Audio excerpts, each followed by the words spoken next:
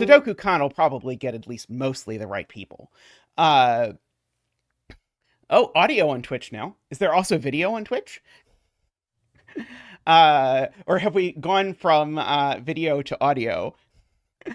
It's alive! It's alive! Hello, everyone watching on Twitch. If you have seen me in various places, I'm Zetamath. So you might have seen my stream, which is also up now. So if I seem to be talking to you in a weird way, it is because I'm simultaneously doing this over on my stream on YouTube and on the SudokuCon thing on Twitch. So anyway, hello there. I already told my people about the SudokuCon thing, but if you somehow are watching the SudokuCon stream and you don't know about SudokuCon, SudokuCon is an exciting opportunity for all of us puzzle folks to meet each other. So I'm very excited for that, and I'm told tickets are on sale now, so you can buy the tickets. Yeah, this is my opportunity to see what it is like to have simulcast on Twitch and YouTube, which I've occasionally contemplated doing, but have not done. I guess this doesn't say. I should actually really say. I guess I don't have a pinned link either. That this puzzle is by Blashirik. I will post a link at least in the YouTube, and I think I can probably post a link to the puzzle in Twitch if I'm allowed to talk in Twitch. It looks like I'm allowed to talk in Twitch. So this is the puzzle that we're going to start with in a minute. Anyway, if you are watching on Twitch and you're enjoying it, I should say I do this twice a week. .com/Zetamath does puzzles, which probably could also be linked over on Twitch if someone is able. So anyway, come by and subscribe. We do this, as I said, twice a week, and also of late, I have been streaming all the puzzles. Or sorry, not streaming. I've been releasing a video per day of the puzzles from this new game that came out called Sudoku Topology, which I'm enjoying, that involves like doing things like Sudoku puzzles on Mobius strips or whatever. So anyway, if you want to see those and want to see my head get really hurt, you can go ahead and show that. All right, so we're starting with this puzzle. And it's pinned. Oh, Tristan didn't pin it here. I see. I can pin it here. So it can be pinned in both places, provided that I actually pinned the link to this real puzzle and not to a different thing. Tristan can pin it otherwise. But this puzzle is oddly called Quadruple 2, even though there's no quadruples in it. So I have already joked about how this is going to result in my renaming these...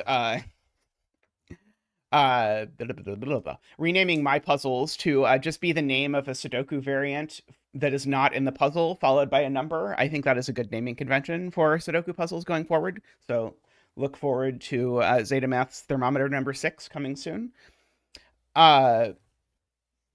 Yes, Zach will assuredly visit SudokuCon.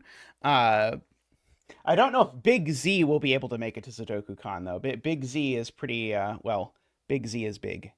But Zach will assuredly sneak into a carry-on as the emotional support penguin. So don't tell anyone that he is actually a celebrity. Imagine, yeah. So David. I did originally stream the first 3 puzzles of Sudoku Topology, where indeed I did get to see what it was like having chat try and tell me what cell they were talking about and saying like, oh, there's a naked single over there on that back left corner, except by then I've rotated the grid, and so now it's the upper right corner, and then it was insanity to try and talk about a 3D puzzle grid with chat trying to indicate anything. And like at some point, Naverio was trying to communicate to me that I could color 2 cells on a cube that had to be the same digit, and that was the key to like something, and it was It was a little bit of a nightmare. Uh, Anywho, let's have a look at this puzzle, quadruple number 2. I think this is the first uh, Blashy puzzle that I have done on stream. So we get to start, and this is probably a familiar start, with the fact that I have a few arrows that have 3 cells that all see each other. And by a few, I mean I have exactly 4. And so these all have to have at least 6. I wonder how many times in the past 24 hours uh, how many times have someone said that these are a 6, 7, 8, or how many times have people said this is a length 3 arrow, so it's 6, 7, 8, 9? Okay. Note, this one could in principle be a lot smaller. And so this one is, this one could be as small as 4 if you ignore all other properties. Because this one I could do something like 1, 2, 1, for example, on. So yeah, 4 or higher. Yeah, this is that. So yeah, so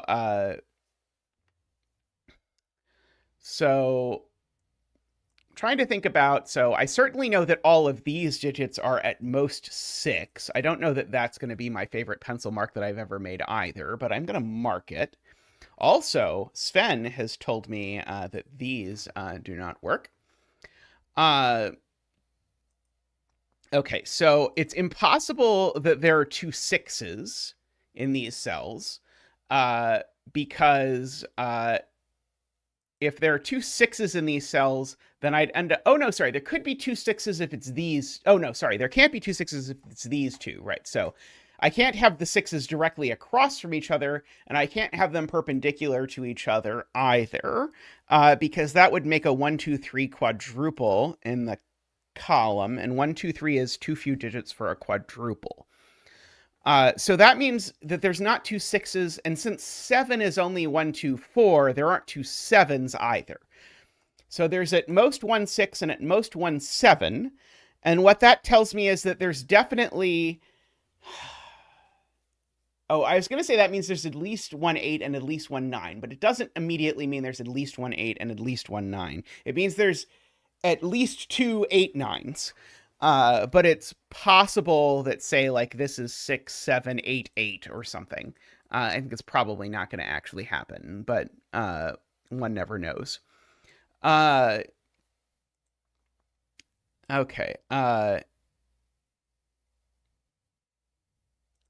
We can't have 2 9s, Paul Fly points out, because the 9 in this box is definitely in this plus sign.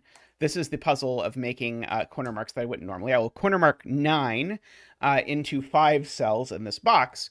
And so the point is I can't repeat 9s. And so that is because if I repeated 9s, 9 would be unplaceable in this box. And so now there's at most 1 6, at most 1 7, at most 1 9. So there's certainly an 8. So this digit is at the very least not 8. So we have that.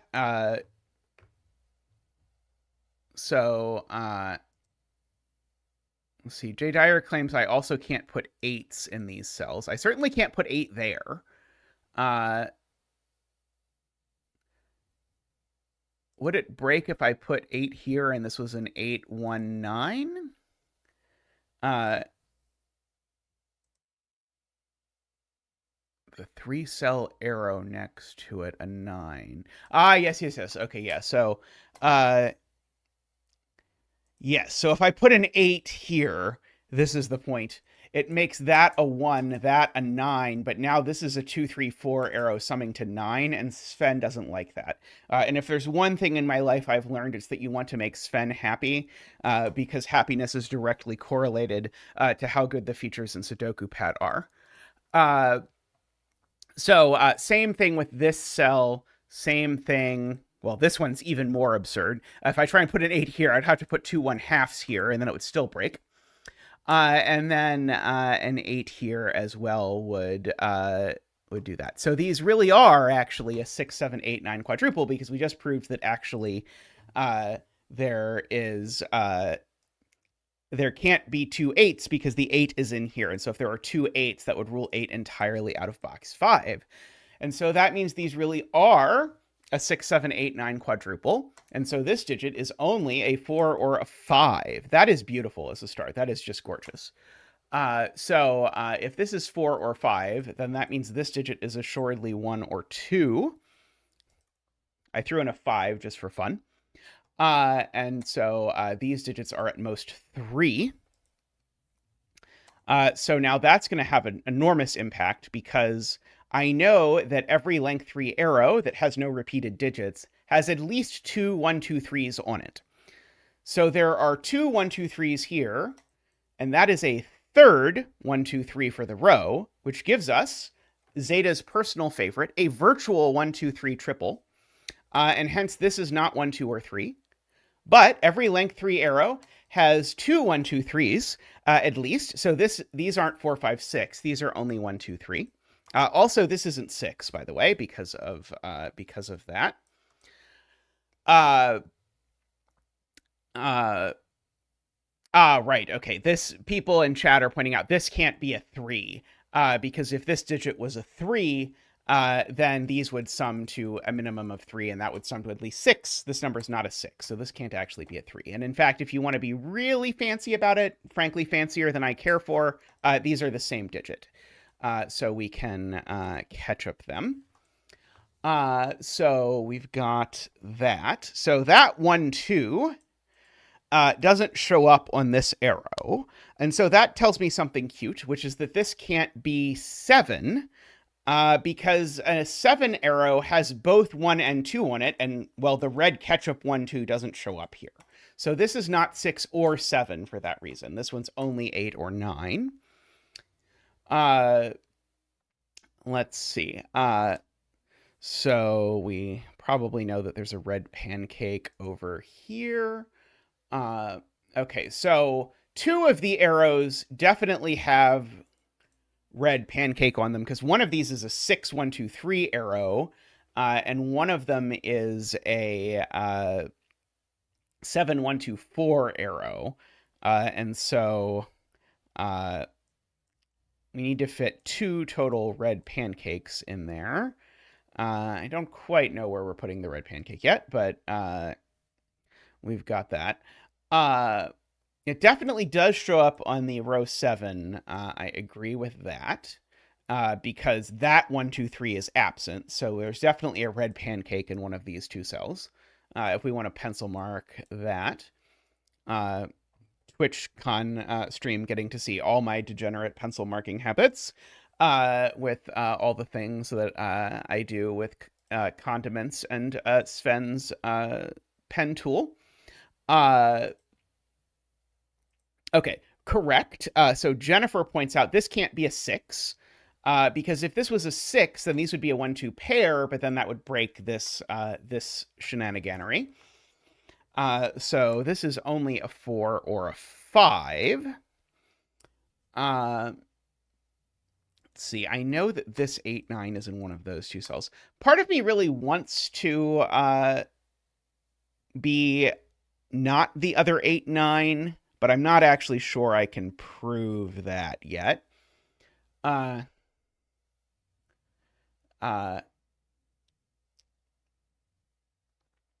Okay. I know one of these is that. So if it's that one, then the other one is over here somewhere.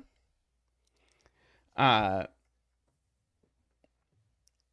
it's not true. This could be on all 3 of the others, depending on exactly what combination we get.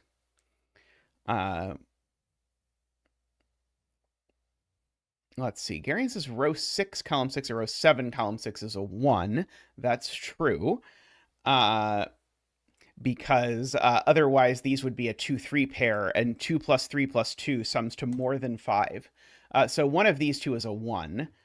So that is assuredly not a 1. For whatever that is worth.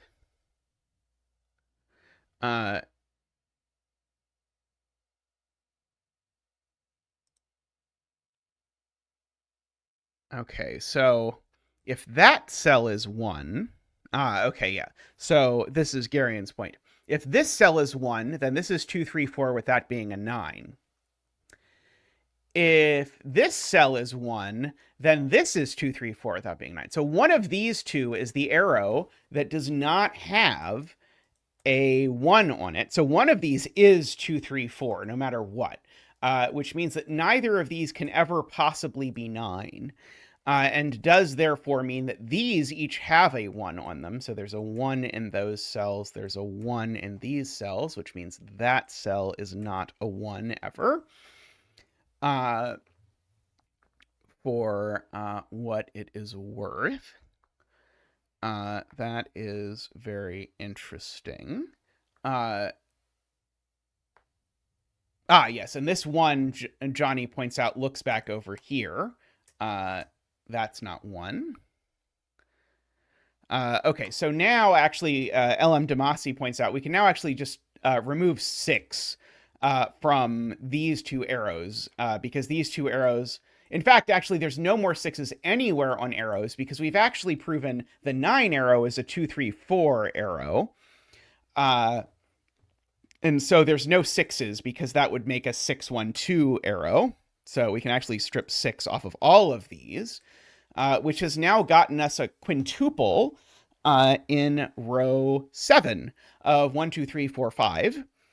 And so that means that these digits are 6, 7, 8, 9, and that one's, of course, not 6. So one of these two is 6, which means that one of these two is 6. Sure. Okay. Yeah, we've got our red pancake. Well, the red pancake is not there. Sorry, the red pancake is one of those two up there. It's over here somewhere. Let's see. So one of these two is 9.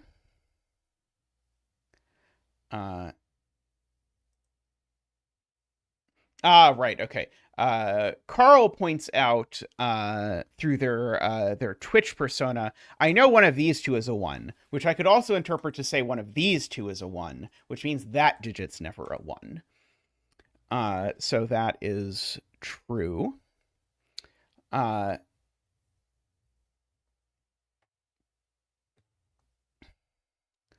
Okay. So, yeah, so we've got our not quite quadruple here. So 3 on the column 7 here. Yes, that's a good point. So yes, so that's a good point. Because these aren't a 1-2 pair, one of them is a 3. Which means that is not a 3. And so this is either 1, 3, 4, 1, 3, 5, or 2, 3, 4, for what it is worth, because of that. Let's see. Oh, yeah, does this quintuple force this to be 8 or 9? Like, could this be 1, 2, 4? I don't think I immediately see why this can't be 1, 2, 4.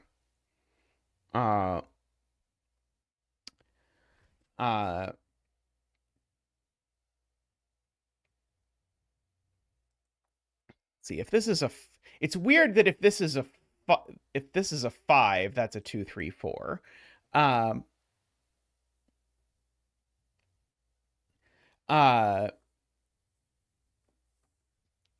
Let's see. Daniel says can't be 2, 3, 4, but I don't know what Daniel is saying can't be 2, 3, 4. Let's see. Carl also believes that this can't be 7.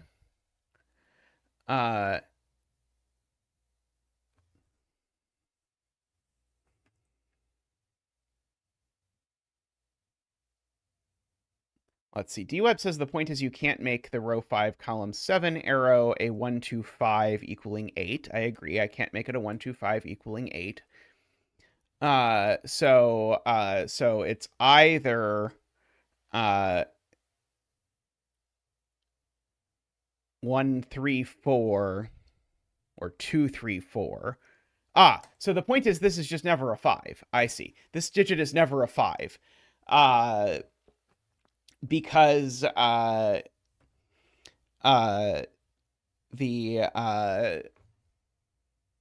if this is a 5, then it forces, because of this corner marked 3, for this to be an arrow adding to 9, but it's not the 2, 3, 4 arrow that we know exists that adds to 9, and that means there's 2 9s. So this is just never a 5 in either instance, is the point. And so this is a 4, and we get to bring out Big Z for the 4 dance.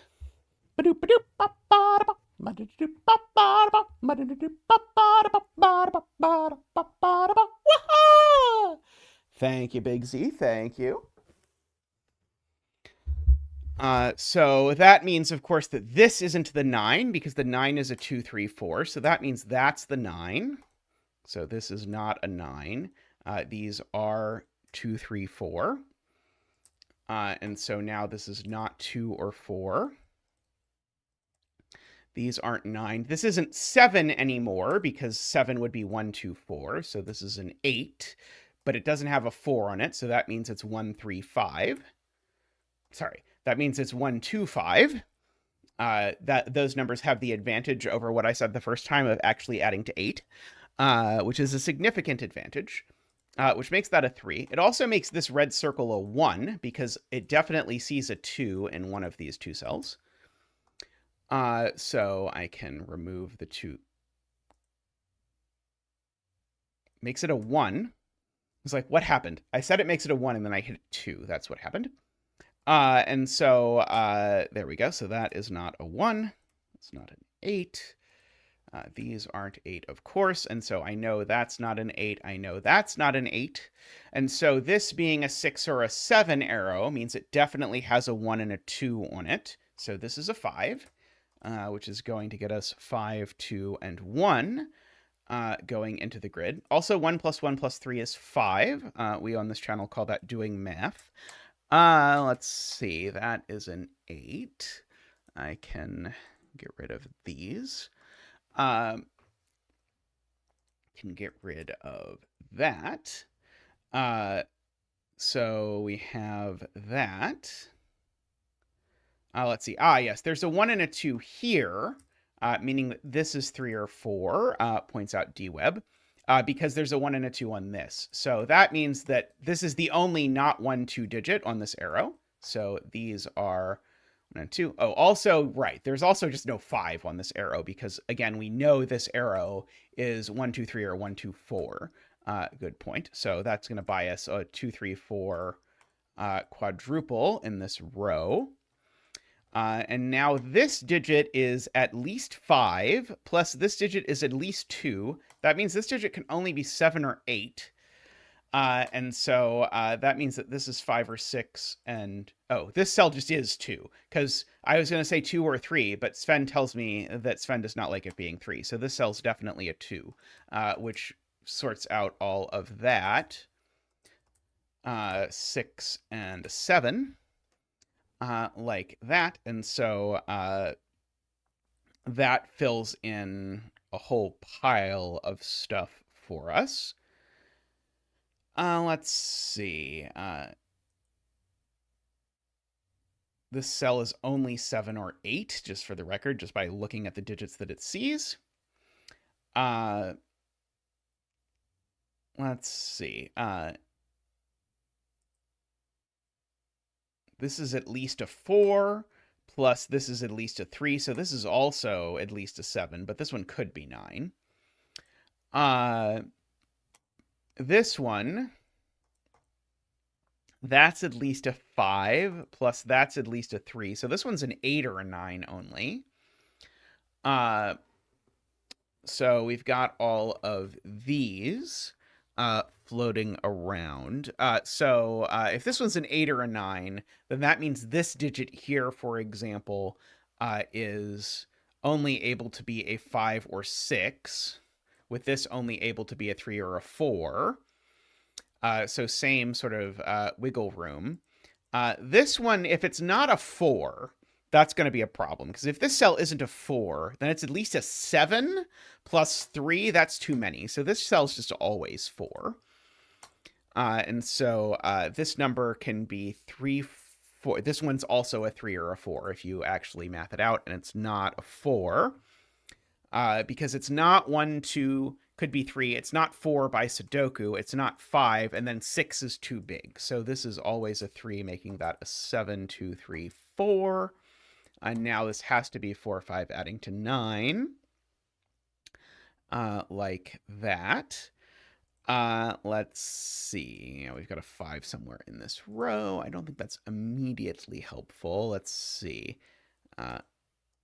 What can I do with this arrow now? Probably I should mark this box. So we've got a 6, 9 there, a 7, 8 there. So there's definitely a 7 over there somewhere for whatever that is worth. There's definitely a 9 down here somewhere. Let's see. Do I want to mark this? Maybe I just want to mark these cells. Yes. This cell is a naked single 4 is the only thing that does that. Yeah, so there is a difficult to install but completely magical button that will just center mark cells based on what they can be, is what that is. So that's a 4 because there's a 6 and a 9. That's a 3 and that's a 2. Okay, I didn't think the key was just going to be hitting the mark button, but actually maybe the key from here is hitting the mark button. I wanted to fill in this arrow first, but it looks like maybe we don't get to do that. 8 and 7, 1 over there. These are a 5, 9 pair. We can fill in that. Let's see, these are 6, 8, or 9, sure. I mean, I assume that the mark button was created by CTC fans. Let's see.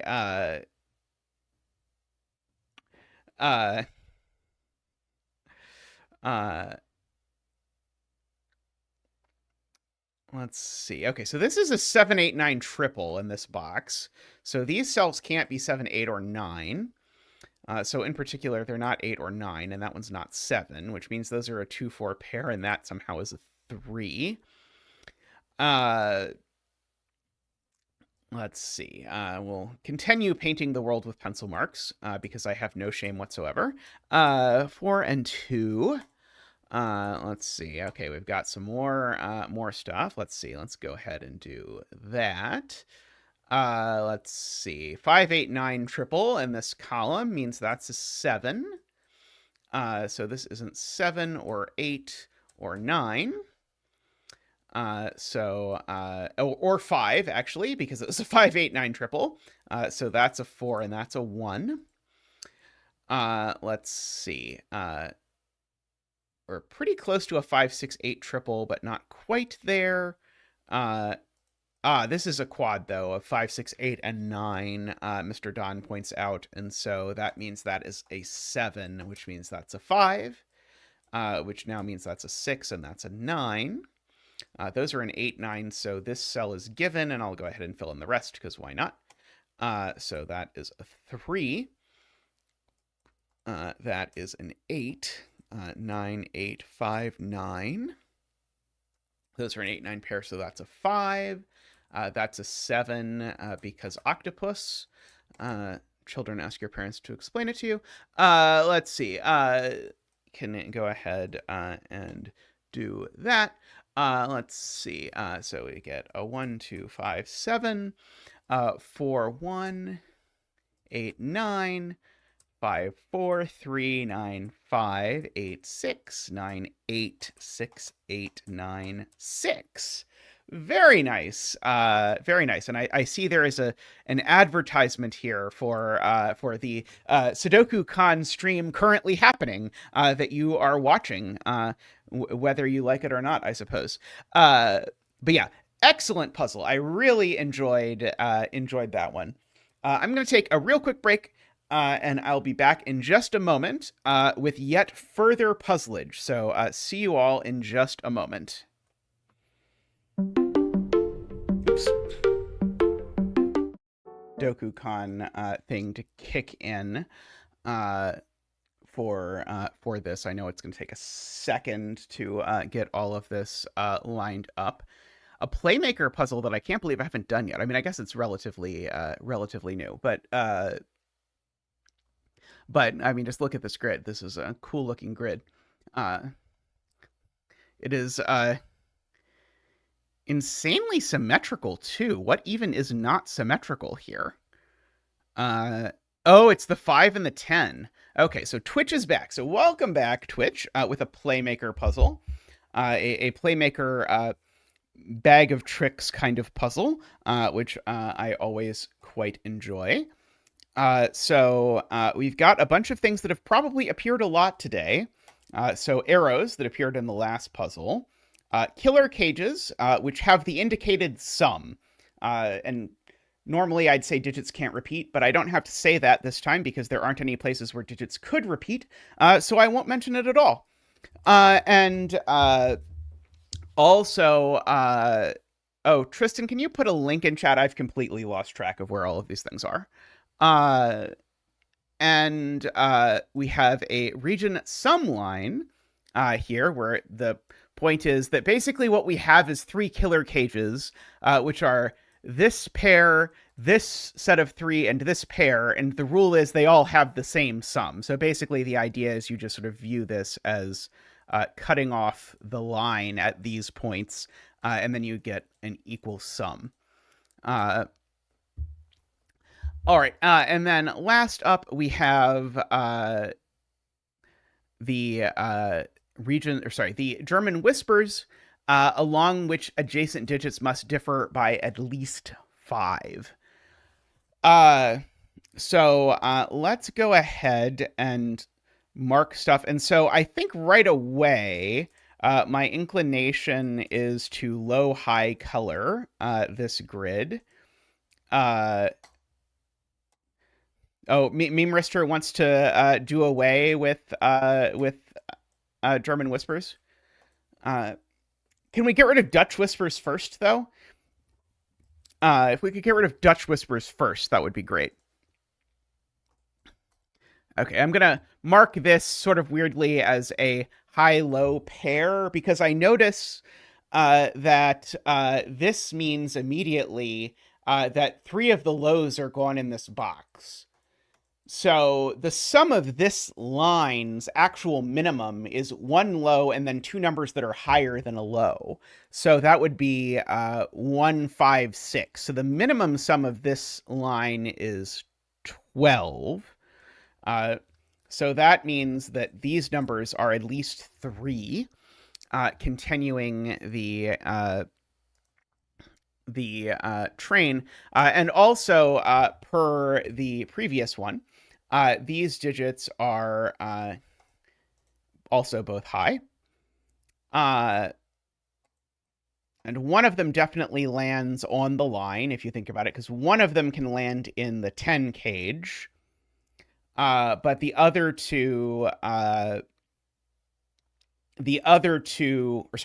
one has to land on this line. I am assuming they can't both land on the line, but maybe they could. Okay. I see. So people want to do this math smarter. Okay. I will consent to doing the math smarter, which is to note that these 7 cells sum to a minimum of 1 plus 2 plus 3 plus 4 plus 5 plus 6 plus 7 is 28, minus 15. So that means these cells sum to a minimum of 13. So that means I can get rid of a 3 over here. So if we could get rid of 1 more, we could rule there being any low digits out of these at all. But I don't think I'm quite there yet. And I do know things like this is a low and a high, and this is a low and a high. So that is kind of interesting unto itself. And I do know that these numbers are at most 6, which isn't enough to earn them a color, but is at least enough. I mean, I know that one's not a 5. And so this digit is 1 or high. I don't really want to mark that, but I'm going to anyway, just to note that I know it. Oh, and it's never 6 for the reason that it would make both of those a 1. So we've almost made it spell 1729, but sadly we have just missed, which is tragic, if you ask me. Okay. What are these 15 cages doing is the next question that I have, because they, like, assuredly the fact that these things are known to be high is meant to interact with something. Now, I definitely need at least one 6, 7, 8, 9 along this thing, because if I don't use any 6, 7, 8, 9s, this isn't something nearly enough. So certainly there's a 6, 7, 8, 9 here, and there's a 6, 7, 8, 9 here, although there's no reason why necessarily that is the same as any of the other 6, 7, 8, 9s that we're looking at. Let's see. 17 feels like an incredibly middling total. I guess every 17 has a 7, 8, 9, and a 1, 2, 3, 4. So there's always like a high and a low, at least in the 17 cage. If you just look at all the options for the totals, which, apologies, you can't see. Normally it pops up on screen, but you cannot today see it.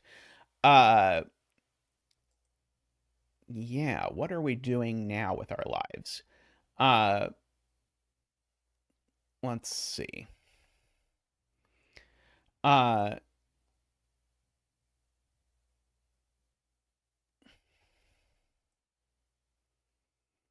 Jim says one of these two has to be from 5, 6, 7, 8, 9. Because the second highest digit in a 17 cage is always from 6, 7, 8, 9, and I guess the same thing is true over here, which gets us to almost but not quite all the high digits in, say, row 1. And the fact that the 5 snuck in there is really irksome as well. Let's see. And yeah, I know there's certainly a high digit in here, certainly a high digit in here. Let's see. Is there something like this can't really be 1, 4 because it would break? If this is 1, 4, then that means the best I could do for this line would be 2. No, it would just be 2, 5, 6, which is already as good as it is anyway. I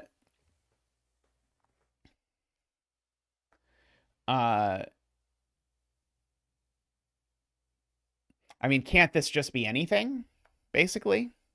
I think if I marked the high-lows on these cells, I think it would be anything. So yeah, I don't think I have any sort of easy go-tos on the 2-cell ones. I mean, I would be like literally every number except 5, right?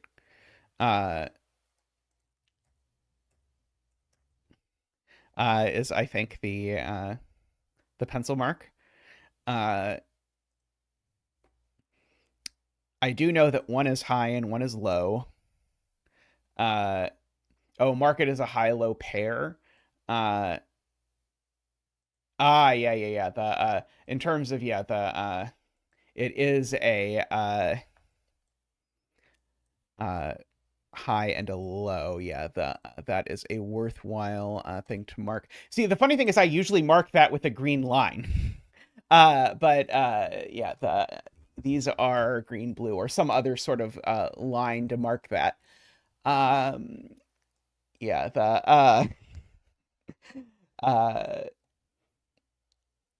But I'm trying not to introduce too many crazy zeta notations. But that is a good way to do it. Let's see. Carl says row 4, column 5.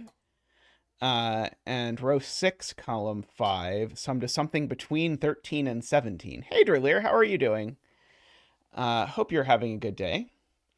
No, these pencil marks are good. These pencil marks are they're gonna be the thing that cracks the puzzle, D-Web. Don't worry about it. Let's see. Okay, I think I can probably prove that this 10 cage can't be 1-9. Because if this 10 cage is 1-9, then that's going to knock out 2-3 from here. And so now the best I'm going to do is 4-5-6. I guess even that's not terrible. 4-5-6 would only be 15. These things can certainly sum to 15. I mean, I don't like it, but it doesn't break immediately, I don't think. Yeah,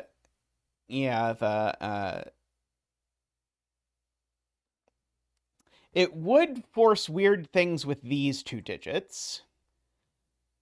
It would force these to be a 6-9 pair. So this is completely nuts, but if this is a 1-9, now these two digits both need to show up in this box, and they're not there. So if these are a 4-5-6 triple, one of them can be a 6, and one of them can be the 9 from here. So these would sum to 15 in that instance. Now, is there something I'm supposed to see that would make that go nuts?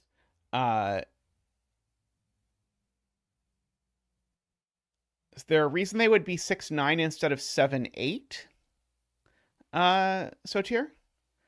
Uh,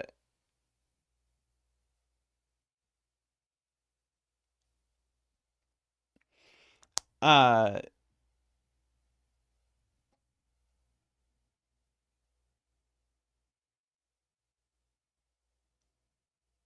right. These two would be 7-8. So it does actually break, albeit in an incredibly... Oh, no, it doesn't necessarily... Oh, it does break. It does break. But in an incredibly convoluted way. But yes, I agree that if I fill in 1-9 here, then this is 2-3, which makes these 4-5-6, which makes these 6-9, which makes these two cells 7-8. The sum is 15, so these are both 6-9. Now where did the 6-9 go in this box? And the answer is here, except that doesn't work because this 6 sees a 6-9 pair in the column. I'm going to go out on a wild limb and guess that's not what Playmaker had in mind as a deduction. So that is... but that is somewhat interesting. So if we make this a... Oh, right. This isn't even a complete proof that this isn't 1-9. Right.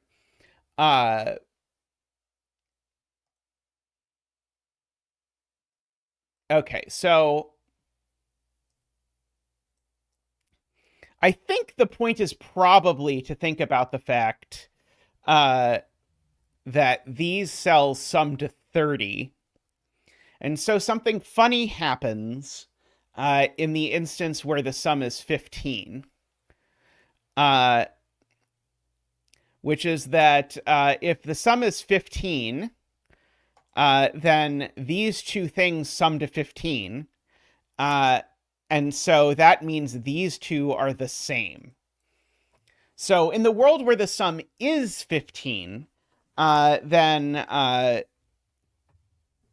then weird things happen. In particular,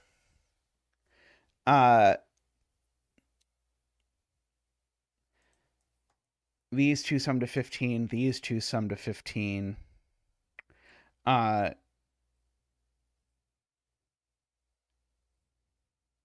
that doesn't work because then this cell sees a 6, 7, 8, 9 quadruple, is the thing that I see.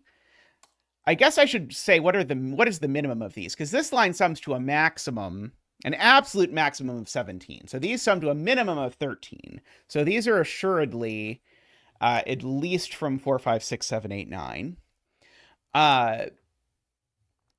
As I realized Carl said earlier. But I've become more desperate since then. And so if the sum is... I want to next do the sum is 17, because if the sum is 17, that might also break. If the sum is 17, then these are an 8-9 pair, which then means that 8 and 9 go in these two cells.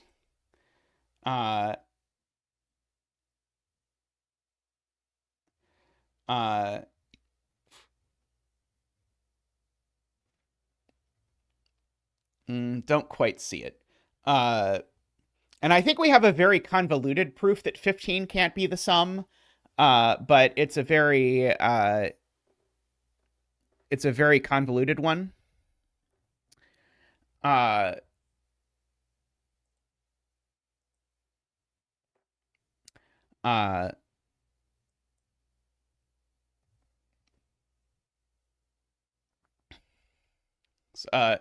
One of these two definitely is on this slanty line. Remember, that is one thing we know. Could maybe be that two of them are on the slanty line, but at least one is on the slanty line.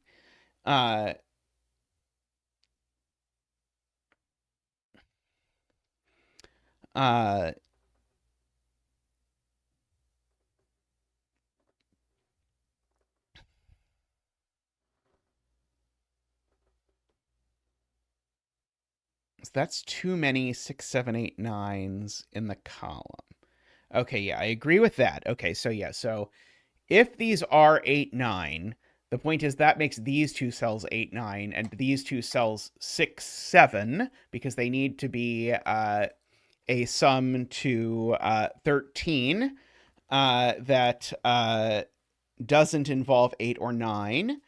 And so that gives you a 6, 7, 8, 9 quintuple in the column. Doesn't work. And I'm being told the same happens with 7, 9. If these are 7, 9, that sums to 16. I'd need these to sum to 14 without using 7 or 9. So these would be 6, 8, but that would be a 7 or a 9. Okay, yeah, so these are not 8, 9, and they're not 7, 9.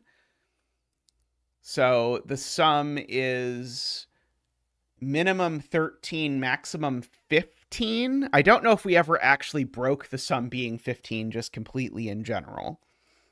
I don't think we have yet. Let's see.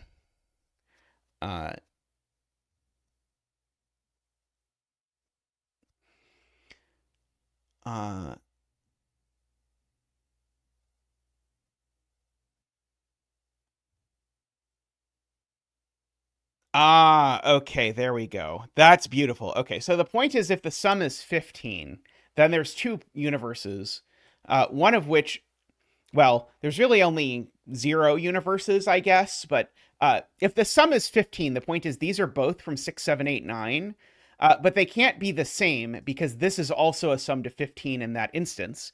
But if they're different, that means this two-cell whisper sees a 6, 7, 8, 9 quadruple, and you're going to have a hard time making a two-cell whisper work if it sees a 6, 7, 8, 9 quadruple.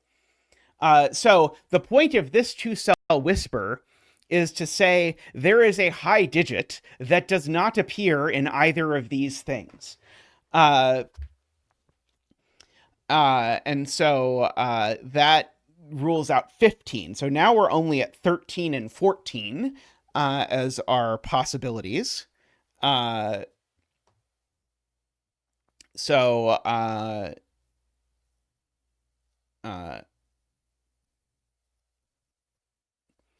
You could equally well have used the whisper up here, although I think it would have worked fine with either one. You don't have to use both. I don't think. I think Playmaker just wanted the grid to be symmetrical. Okay. So now if this sums to a maximum of 14, these sum to a minimum of 16 now, which means that these are not 4, 5, or 6, right? Did I do that right? I think that's right? These sum to a minimum of 16. So that suggests to me that I could have done this way better. Okay, yeah, as soon as I said that these were... I guess I could have done this. As soon as I said that these were at a minimum 15, this would have been way easier. Because these are a maximum of 15. That was a pretty easy thing to prove. That means that these are a minimum of 15, so they're not 4 or 5, which means I do have my 6, 7, 8, 9 in the column, which then rules out my 15 pretty easily. If I've colored these already, it makes it easier to rule out my 15. Okay, so now this line has a high digit and 2 not high digits. Okay. Yeah, so this is certainly 1, 2, 3, 4, 5.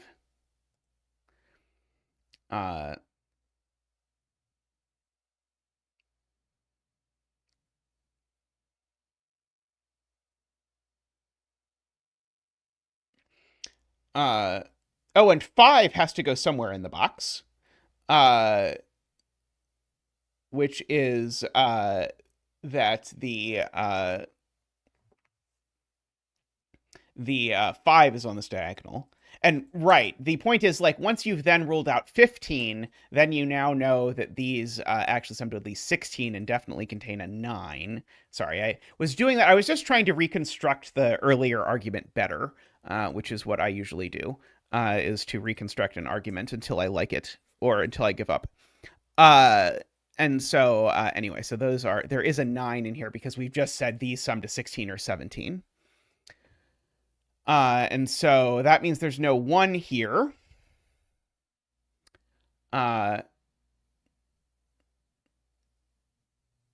Several people say no 6. Oh, no 6 on the arrow. Sorry. I thought you were saying no 6 in the circle, and I was confused. But yeah, no 6s for sure. So these are all now low or green. So 5s are green by tradition, and these cells we know aren't 5s. So these are now honestly low, which means that these cells are honestly high, which means that these cells are honestly low. And I can remove the 1 from these. And I'll just fill in that these are definitely from 1, 2, 3, 4, even though that's kind of implied by the way that I have colored them, but what are you going to do? Okay, so all of that got sorted out. So yeah, there's definitely not a 1 in here anymore, for whatever that is worth. Very little, I suspect. I can actually fill in that these are all low or 5 as well, for what it is worth. Yeah, we know there's a 5, we know there's a low digit and a high digit, so still sort of minimizes 12, which is the same minimum I was getting earlier.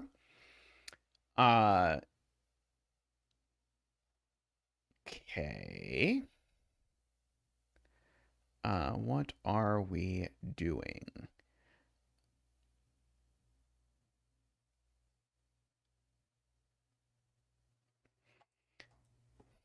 Okay, so can these be 8, 9? Is there some reason why these being 6, 7 would be a problem? I don't really see why. Is the question, where does 1 go? Because 1 could go here. And I can sneak 1 into the 17 cage, although it's complicated.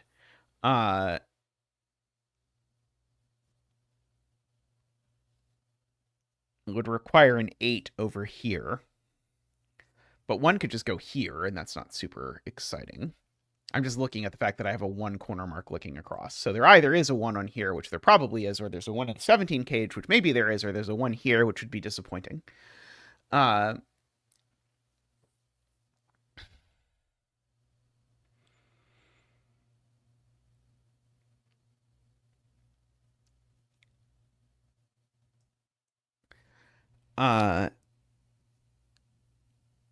So can this be 4-6? I guess is the next natural thing to ask. Is if this is 4-6, does that break something?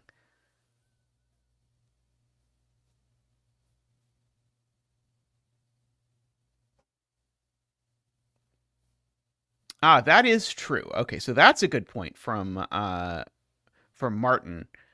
There's definitely a 7, 8, 9 on here, because if there wasn't, the sum would be a max of 11, and we know it's more than that. There's definitely a 7, 8, 9 on here, so that means that's a virtual 7, 8, 9 triple. That means these digits are never as big as 7, 8, or 9. So they're at most 6, and I can also prove for you that they are not 1, because I can't put a 10 next to it. And so what that means is that these digits are therefore at least 5, and up to that. So these are orange green. These are blue green. So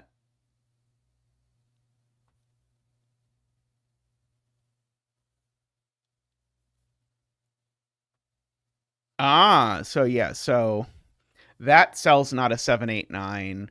That cell's not a 7, 8, 9. So the last 7, 8, 9 actually is there. Is the point, because we can place it by these virtual triples looking across this row. Okay, that's very cool. I really like that. So these two virtual triples place my last 7, 8, 9 here. And so that is well, it's a 7, 8, in fact. So that does force a 6 and a 5 on here. So, and this is a 2. Oh, also this is a 2, 3. So that makes this a 1, 4. And so this is a 5, a 6, and a 2, 3. Those are my options. Yeah, so a 5, a 6, and a 2 or a 3. And it can't add to 13. We said 13 is too small, I think. At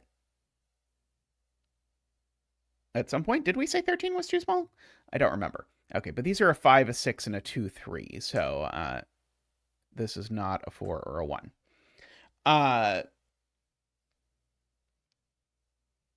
So yeah, 5 or 6 and 2, 3 is indeed what we have. So that all agrees. Everything so far. Okay, and we know there is a 6 on one of these. Oh, I colored these in some dumb way. I'm just going to get rid of the coloring because I said that those could be 6. This was correctly colored, but this wasn't. It is true. The 1, 4 does look up. So this is not 1 or 4. That's not 1. So now we actually have a 1 corner marked in this box, legitimately or quasi-legitimately at the least. It's going to make it a lot harder for this to be a 7, but not impossible.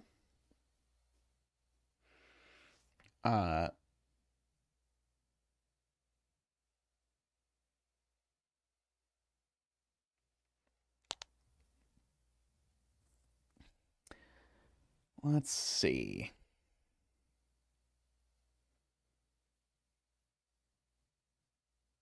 Okay, we've got our virtual 7, 8, 9 triple. So I can, I guess, fill in that these cells are at most 6, which will be popular, I suspect. And one of them isn't 6, I will also grant you. Uh, uh,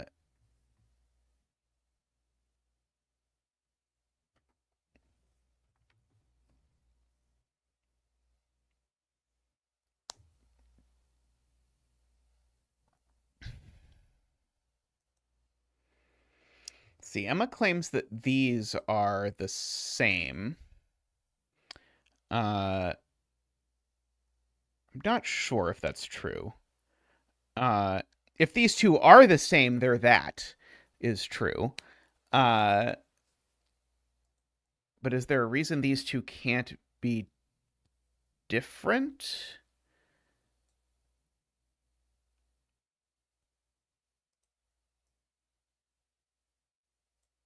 This cell is different from this one.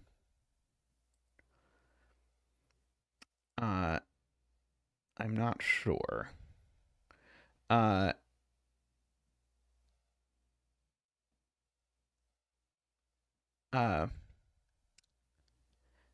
see. One in column 1 is now either exactly here, or it's down here in the 17 cage.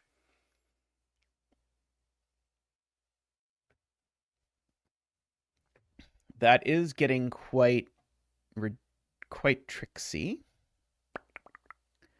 But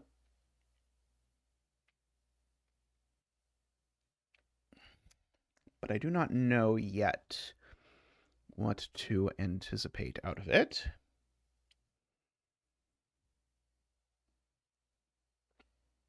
Wait. Oh, no. Sorry. I was going to say one of these sees a 6, 7, 8, 9, but that's not true. One of, because it always has a 7, 8, 9.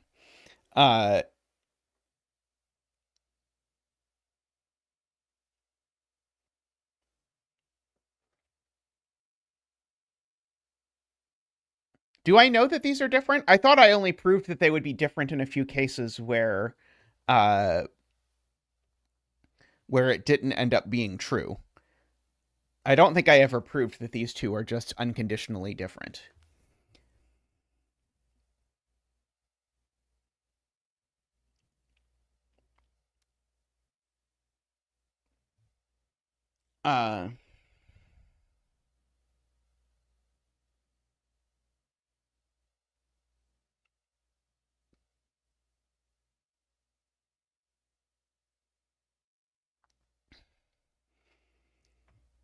Because if that's true, it would be a little bit helpful in that it would say that these are both things that aren't on either sum. But yeah, something like 5, 8 in both of these looks okay.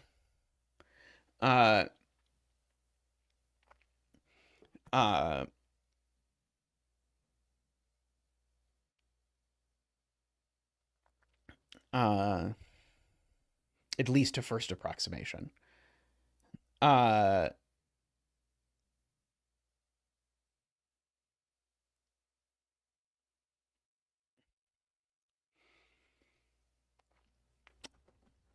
Tallcat pointing out that if you look ahead far enough, 5, 8 doesn't work. But it involves a lot of filling in digits and then counting up different sums. I think Playmaker saw something more general here than a, like, if you fill in enough Tallcat digits, then it doesn't work.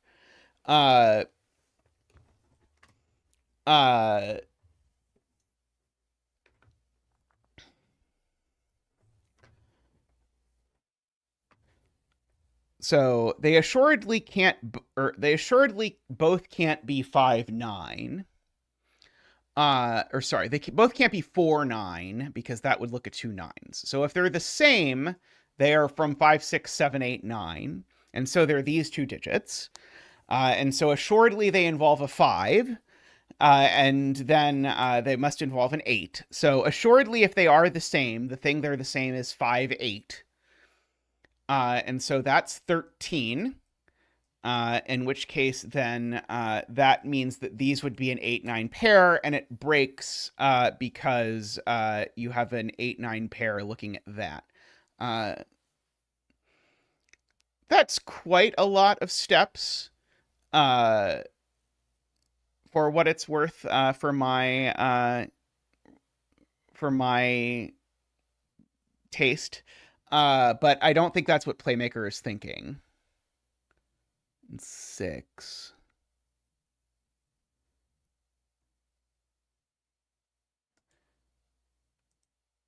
of column 5.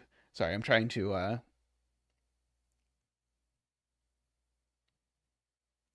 okay, so Playmaker is saying it as these 4 cells add to 30, which is true because of that. So these 4 cells add to 30, and these 4 cells also add to 30.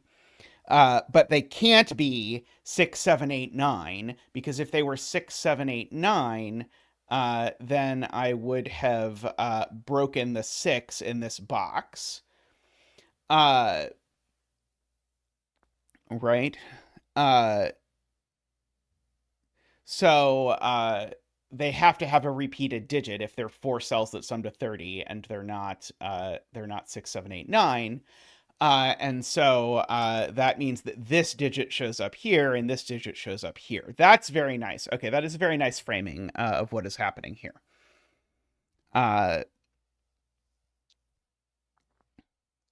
Oh, I guess one of them can be 6, 7, 8, 9, but they can't both be 6, 7, 8, 9, maybe, is what's actually happening. Yeah, they're assuredly not both 6, 7, 8, 9.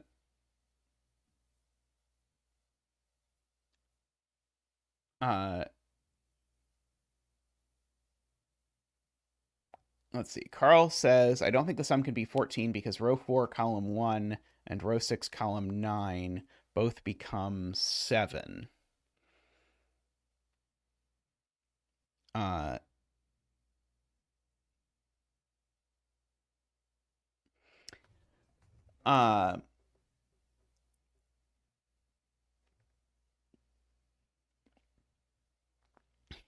Let's see.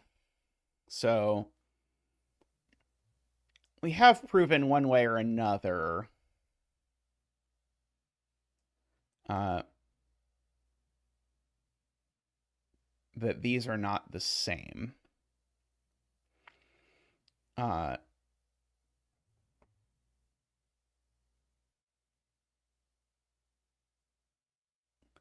And so if these are not the same, then they feature a 7, 8, 9. They each feature a different 7, 8, 9.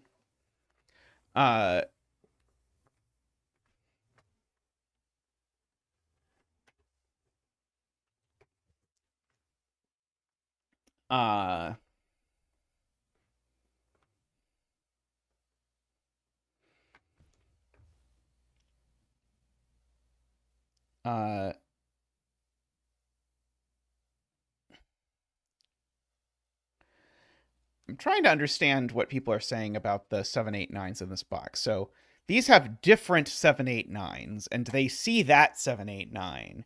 So these are a 7, 8, 9 triple, is the way to think about this, I think. Okay. These are a 7, 8, 9 triple, but also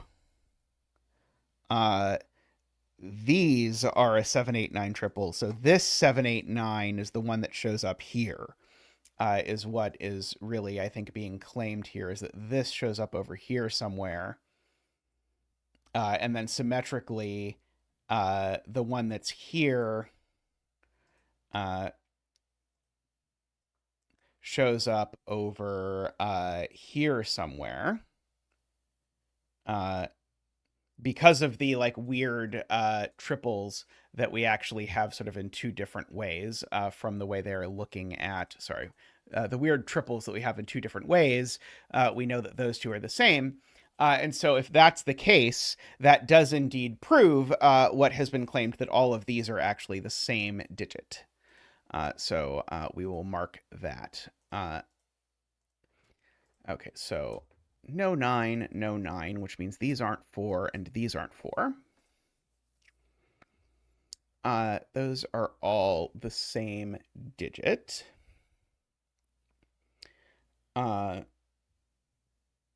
And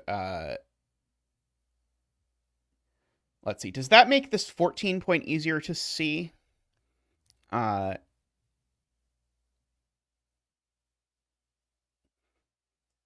Weirdly, the 1 in this row is corner marked over here, funnily enough.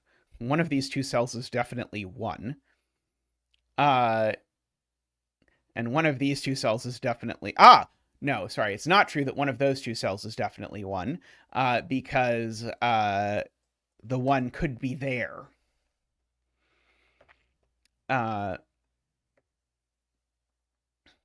It feels weird for these to be 7s with that being a 1, 2, but I don't know why that breaks right offhand.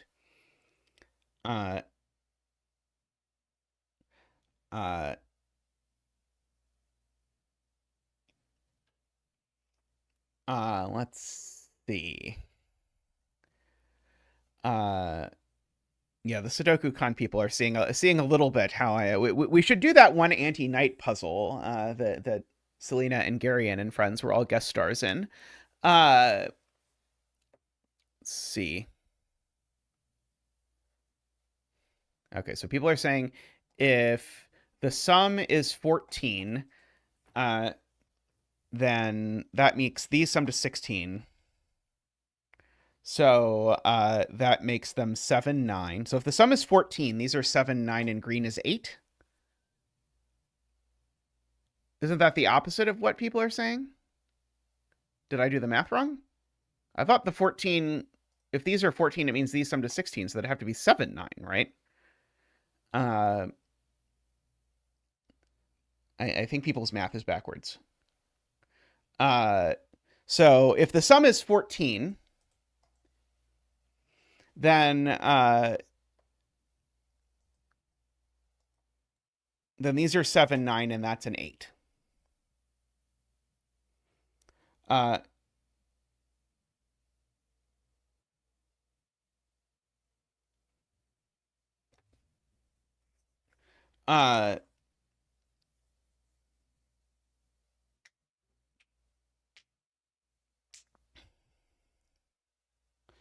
Well, these circles are never summing to 14. That's not what's happening.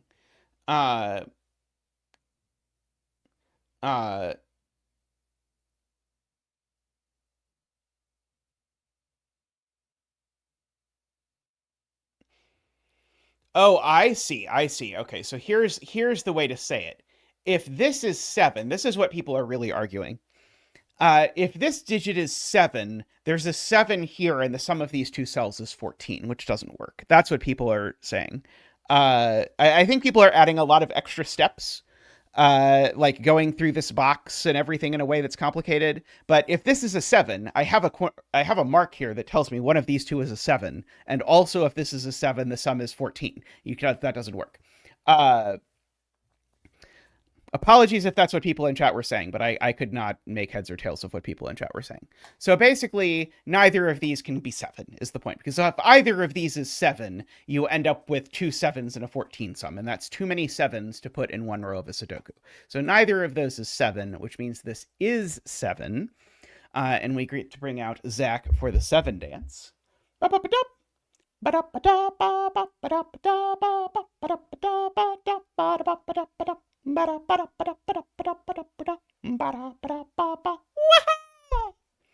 Thank you, Zach. Thank you.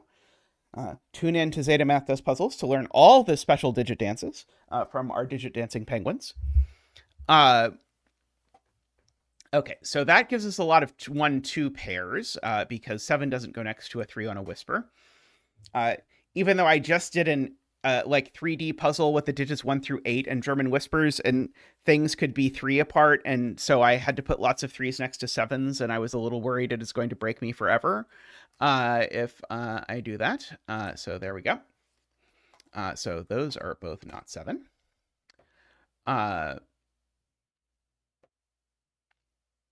Okay.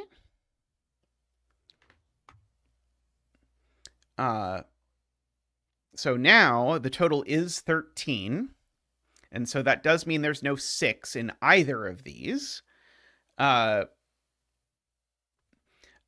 so because the sum is 13 and 6 plus 8 or 9 doesn't work. So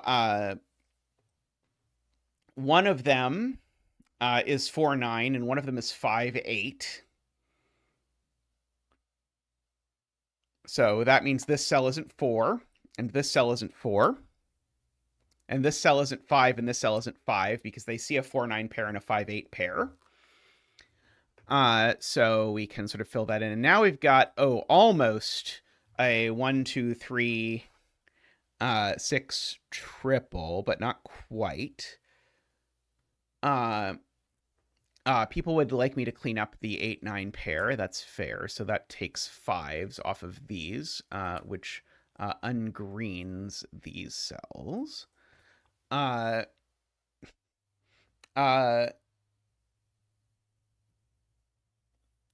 Let's see. There's a 3 here. I am being told. That's a little mathy as a deduction for me, but I guess I'll take it. So we get that. Let's see. No 3 there. No 3 there means no 8 there. Okay. No 7 there means no 8 there. Okay.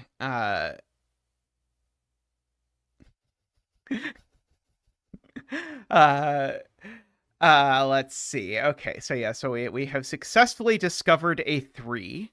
Uh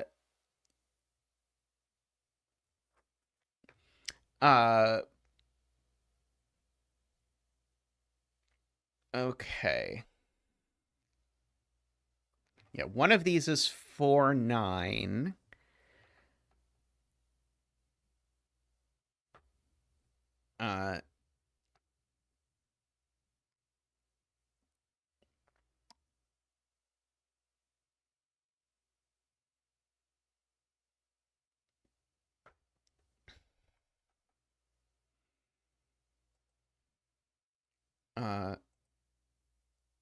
This can't be 4. Oh, this can't be 4 because that would be 7. That's the point. Okay. So that means that the 4 in this row is just on this line, which just means this line is 4, 9, which means this line is not 4, 9. And so that lets us now, I think, get rid of these. Okay, the 5, 8 makes that a 9. The 4, 9 makes that an 8. That is not the 5. So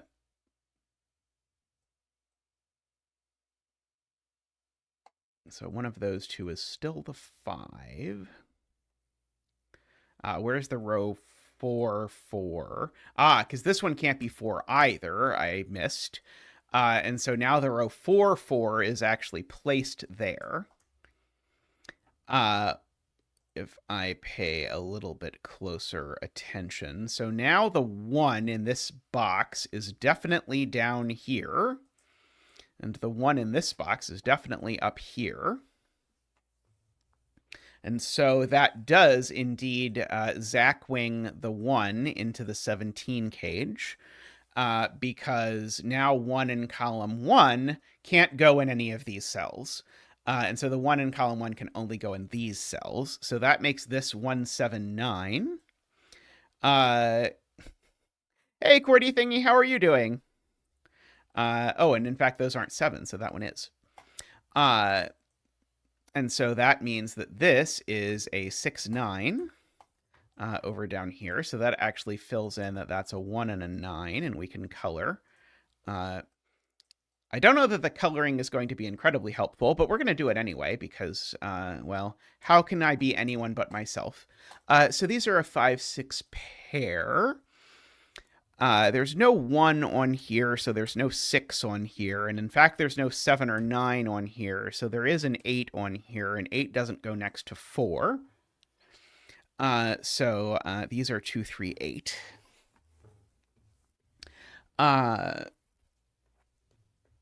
Okay, so there's a 2, 3 there. Let's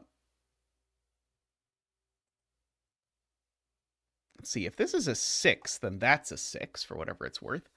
1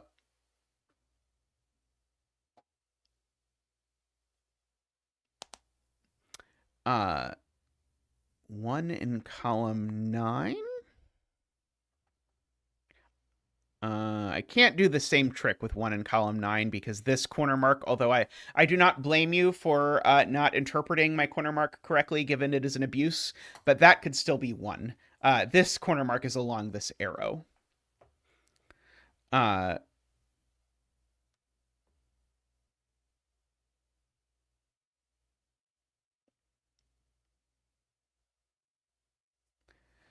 Where is 7 in row 7?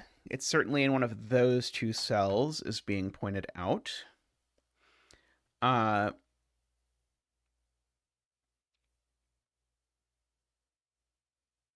You did miss a pure arrow puzzle.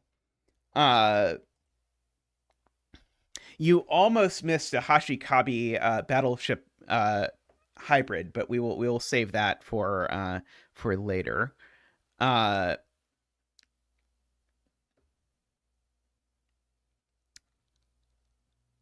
Let's see.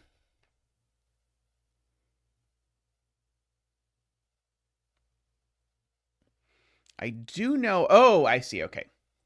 The point is that there's also a 2 on this arrow. That's the thing that I have missed. That is, I think, the easiest thing. There is a 2 on this arrow, and it looks into these cells, and there's a 1-2 pair that looks into these cells, which means that the digit that's on this that's low is a 2. So these aren't 2. That's, I think, the clean thing. So I can add another confusing corner mark here that's a 2. And so that gives me something, at least, to work with. So assuredly, that tells me that there's a 1 or a 2. Oh, not necessarily. Could there be just a 1 here, just a 2 here, and that's a 5 or 6 or something? Oh,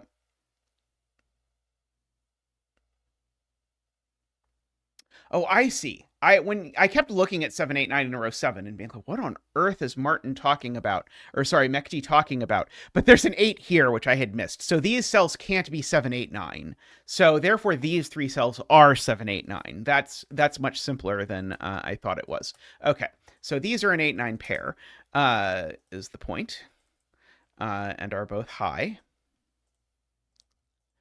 And there's no 3 here anymore. So these are just 1, 2, 4. And so now that bounces back, and this is the 4 over here, which makes that a 9 and a 4. Makes that not a 4. That was also not a 4 because this arrow sums to 6, but we try to avoid doing math here as much as possible at the Zetamath Enterprise. So we get that over there. This isn't a 6, so that's not a 9. So where is the 9 in this column? It's exactly there. Let's see. 7 in this row now is in one of these two cells for what it's worth. So these aren't 7. That one's not 9, so that one's not 4 for what it's worth. It is definitely not called Zeta Puzzle Does Math, after all. Let's see. Right.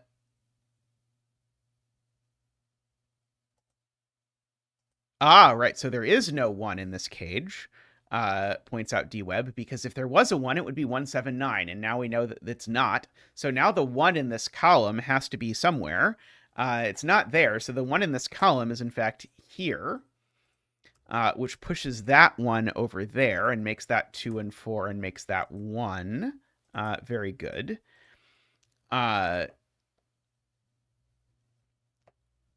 Okay, so now there is a 1 as the low digit on this, because there's a 1, 2, 3 triple looking over here and 1's looking up here. So there's no 2 or 3. or 4 on this. So we've got a 1, which unfortunately is not super restricted, by which I mean it is not at all remotely restricted. These are 5, 6, and 3, by the way, just for the future.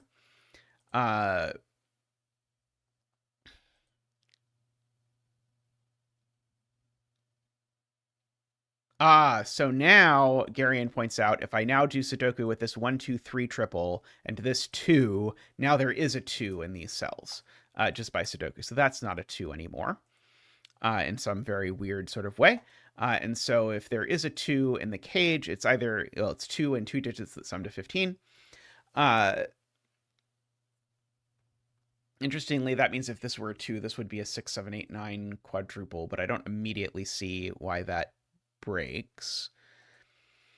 Oh, but there's no 7 in it. There we go. That helps. So this is certainly 2, 6, 9 with a 2 instead of a 5,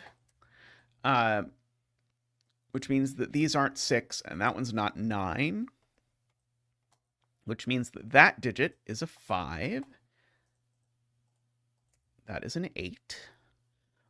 So one of these 2 cells is an 8. Let's see. What did we rule out of this cell? So it's either 3, 8, or 6, 5. It's not 9 anymore because of the 2 up there, right? So this is 5 or 8. Oh, but it's not 8 because there's an 8 in the there. So therefore, this is a 5 with a 6. So that's high and that's not, actually. So that's a 6, that's a 2, and that's a 9. Yeah, the symmetry in this grid is really impressive. Let's see, that is an 8. That 7, 8 pair looks over and says that this isn't high, so this isn't low. So this is low, in fact. Let's see, so that is a 9. That is a 2, it would seem. This isn't low anymore and is a 5. And this is high. Yeah, the symmetry in this puzzle is really something. 2, 1, 3. Let's see. Yeah, my most recent puzzle was perfectly symmetrical, which is usually something I do not do. But I did for some reason. I don't know. I always say, like, it's a bad idea to start with, like, adding symmetric clues to the puzzle, because if you start with 2 symmetric clues, then you're sort of tempted, at least me, I'm tempted to keep adding clues only symmetrically, and then it's really hard at some point to just break the symmetry, which you have to unless you are going to have the whole grid be perfectly symmetrical. So usually I try and force myself to make the first clues I put in not symmetrical. Even if I sort of start with, oh, I'm going to put a Renbon here and a Renbon here, I'm like, oh, that's too symmetrical. I'm going to move this Renbon over to here so I get the same logic, but it doesn't start looking symmetrical from the beginning. That's the kind of thing that I've started doing over time. Let's see. I think probably at this point I can hit the mark button. And if I do, I am rewarded with a number of cells that I can fill in. So that is a 3. That is a 3. That's a green. That's going to be low no matter what. Also, it's going to be a 4. Neither of these are green, right? Oh, yeah, none of these are green. Good, good, good. That will save me some coloring. That will be orange.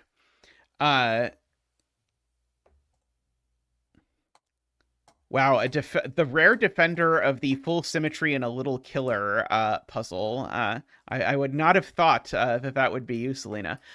7. Now, full symmetry and an even square. That's class.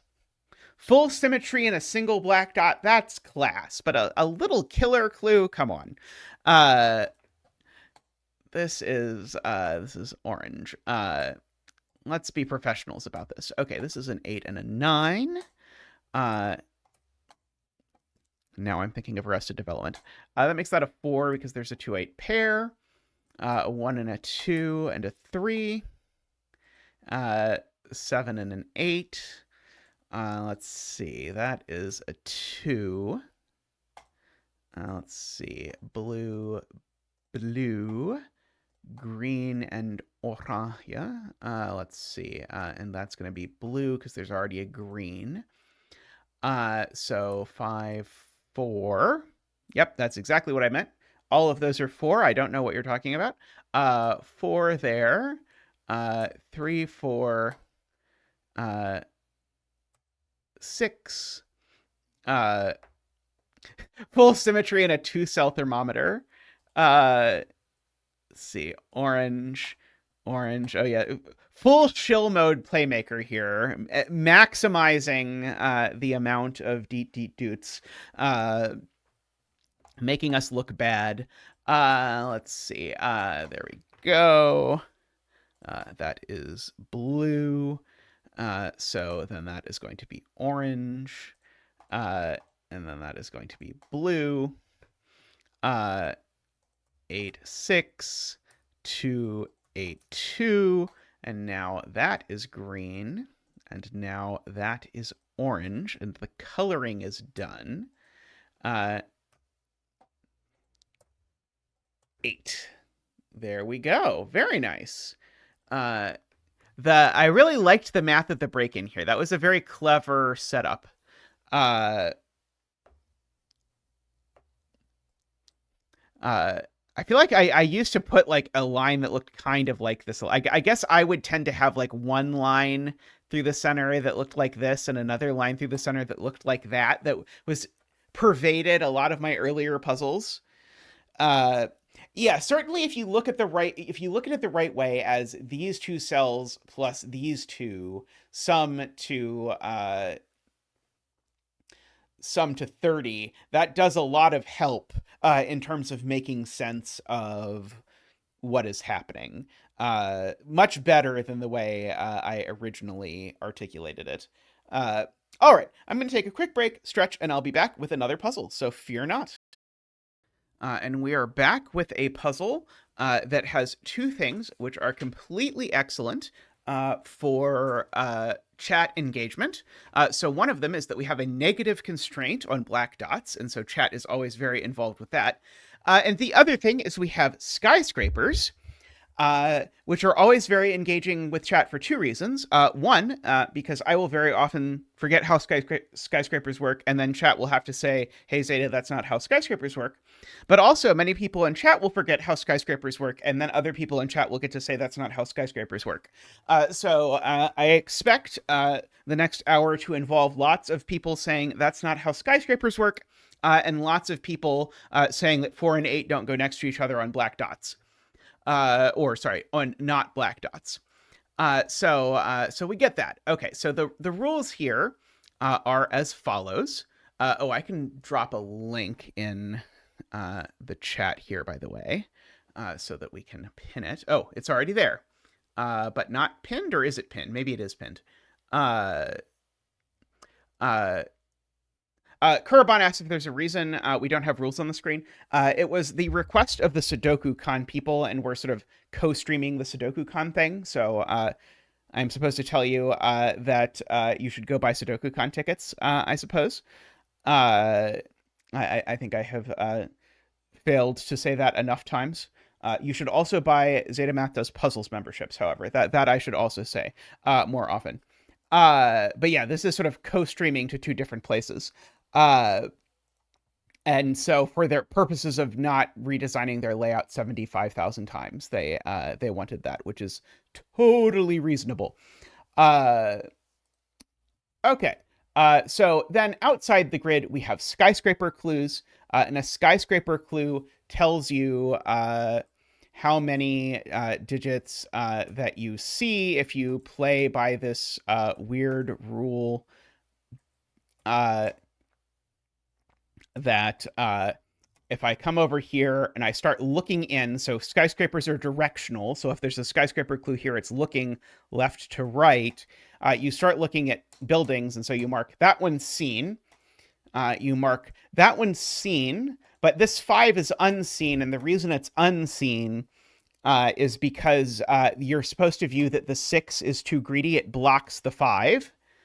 And then the 1 gets blocked by the 6 as well. The 2 also gets blocked by the 6, but now the 7 is big enough that we can see it, and the 9 is big enough that we can see it, but the 8 and the 3 are hidden by the 9. So the skyscraper clue here would be 4, and it's 4 because there's 4 yellow digits from this side. And on the other side, if you do the same thing, now you go 3, 8, 3, you see, or sorry, 3, 8, 9, you see those, and you don't see anything else after the 9, so this side would be a 3. Okay. There we go. Boop, boop. I think skyscrapers are unique enough that although they're not my personal favorite mechanic that I've ever seen in my life, they are assuredly very reasonable. Or sorry, I think they're not worth killing, basically. Okay, so first of all, I should probably mark every cell that is on a black dot and is in the grid, or for that matter, out of the grid, with the candidates 1, 2, 3, 4, 6, 8, because those are the only digits that can possibly go on black dots. Oh, I didn't mark that one. I'm told I missed a couple others. Oh yeah, this one. Okay. Now, the funny thing is, absolutely none of these cells can be 8. Because if this were an 8, the maximum skyscraper that can go with it is 2. And, well, that's not going to work because 8 would have to go with a 4. By the way, I'm using here that that the skyscraper clues, because they're a count, they're never larger than 9. So even though they're out of the grid clues, they're still never larger than 9. Okay, so there's never an 8 in here, which means that these cells are 5, 7, 8, 9 as a quadruple. Okay, which is very constraining in terms of what the skyscraper clue can be, because if you have a skyscraper clue where the first digit is at least 5, the absolute maximum that the corresponding clue can be is itself 5. So we can rule 6 and 8 out of these cells immediately. And also I know that one of these cells is a 1 for sure. Because wherever there's a 9, in fact, that's always true. Wherever there's a 9, there's always going to be a 1 to match it. So, which is okay. And the thing about the 1 is the 1 is going to be next to a 2, which is then going to be next to a 1 or something else. Okay,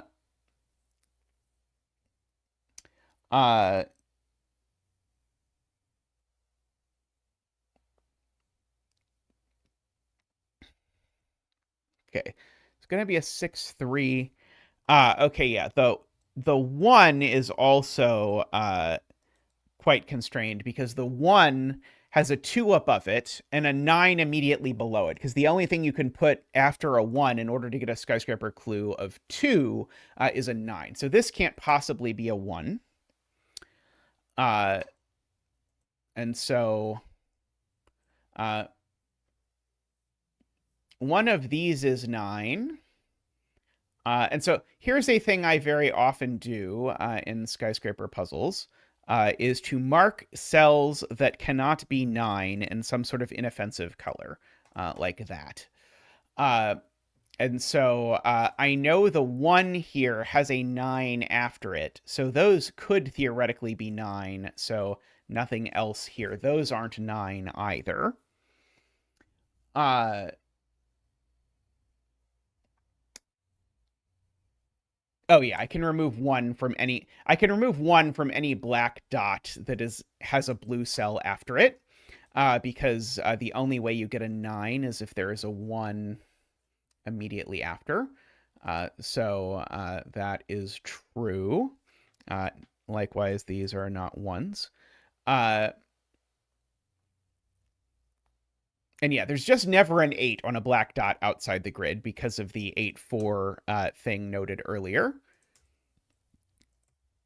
So that's lots of 8s. We can actually sort of, well, sorry, only 8s with black dot leading into the grid. That's not possible.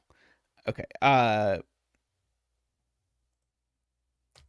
No 8 there.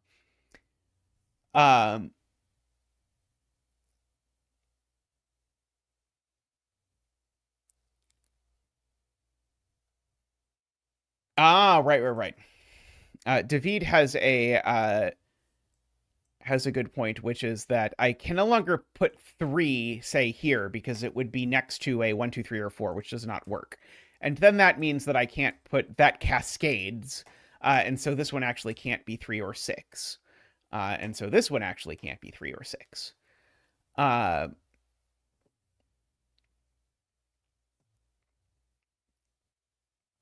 Okay, so this number can't be 2 or 4 by the negative constraint because it's next to a 2, 4. So this number is 3, 6. Oh, sorry, that's not true. Damn it, that's not true. Because they could be both 2. Yeah, it could be the same 2, 4. That's horrible. I would like to declare that numbers have a ratio of 2 to 1 with themselves for purposes of this puzzle because it would make my life easier. Okay, thanks. This can't be 8 either, by the way. Just as much as the outside can't be 8 with a 4 inside, you also can't have 8 in the inside with a 4 outside, because that's also not going to work. I think I said that before, but I never actually removed the 8 from that cell. Okay. No 8, no 8, no 8.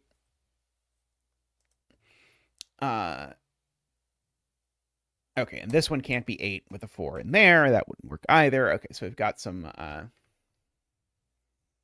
stuff.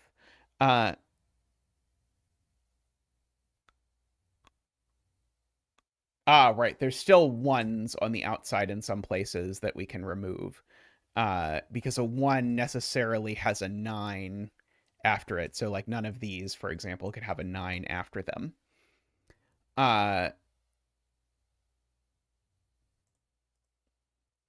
That one can't be 1 either.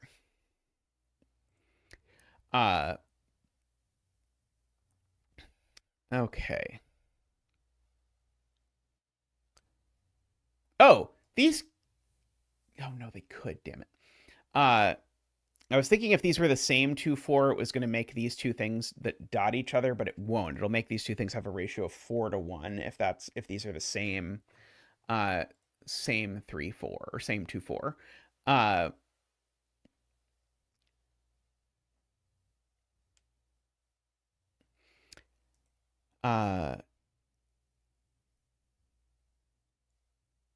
Okay, so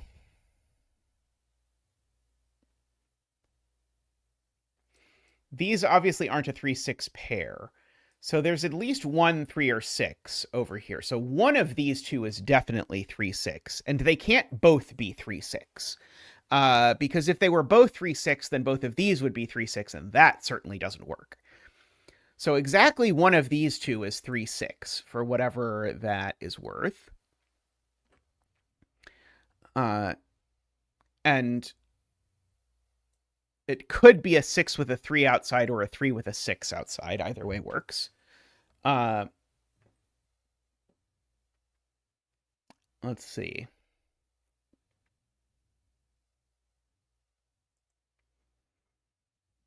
Can't be a 3, 6 along the bottom. Would break the black dots pointing in.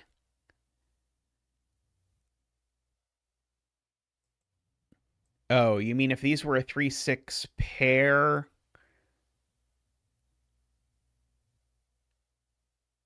So if one of these is 3, 6, these are all 3, 6. Oh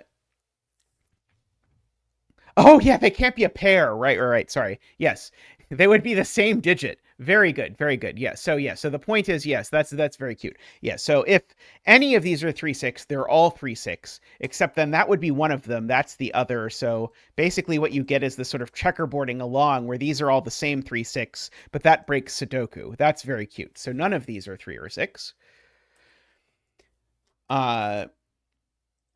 And likewise, these can't be 3, 6 because of the same idea. So none of these are 3 or 6. And so that finally tells me that this is 3, 6 because of my aforementioned point that there needs to be a 3, 6 in here because these two can't be a 3, 6 pair. So this one has to be 3, 6 and that one has to be 3, 6. Okay, so that is that. And so this is now a 2 or 4. Like that. This is assuredly now blue because it's in front of a 3, 6. So I can't put a 9 there. This would be too small. And we now know where the other 3, 6 is. The other 3, 6 is here because we've got a 1, 2, 4 triple. So these are not 2, 4. These are 3, 6. And we get all of that as well. This now can't be 3, 6 because it's touching a 3, 6. That's not allowed in this puzzle. So there's no 3, 6s of any sort there.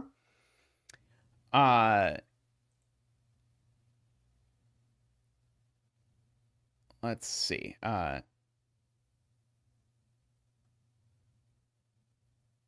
Did I do something wrong?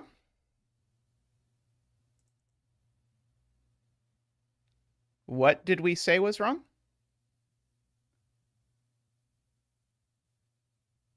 Because there's a negative constraint on black dots, if that's the question. That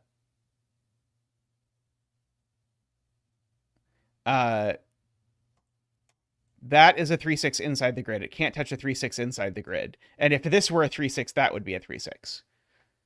Yeah, so I think that was right.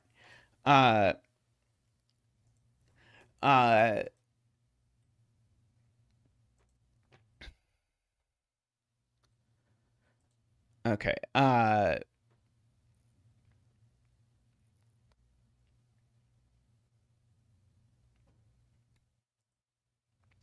Okay.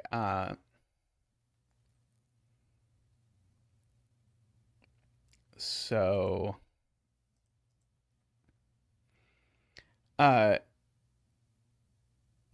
glad I took so much effort to explain the negative constraint at the beginning. It really helped.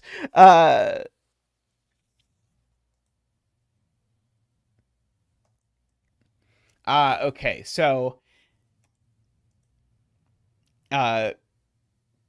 if this is a 2, what Emma is explaining is that doesn't work because basically because these are all from 1, 2, 4, there's sort of 2 alternates between 2s and 1, 4s.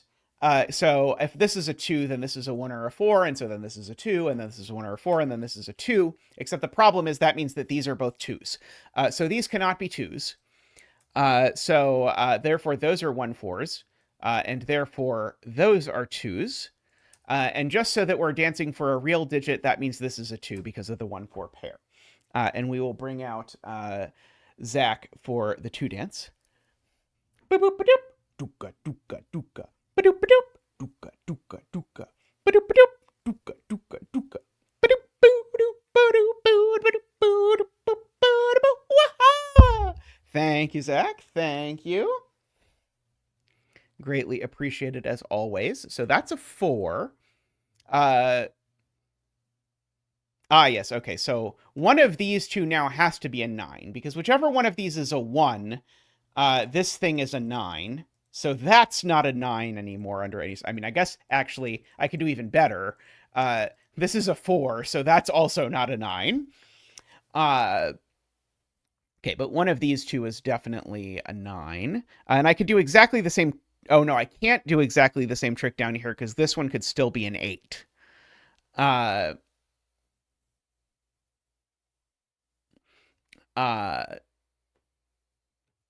Okay. This digit still isn't a 2, for whatever that is worth.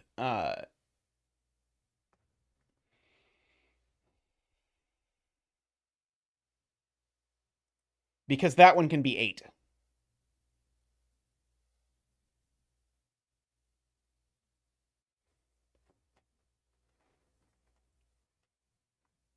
Okay, yeah. So Selena tells me that I can generalize.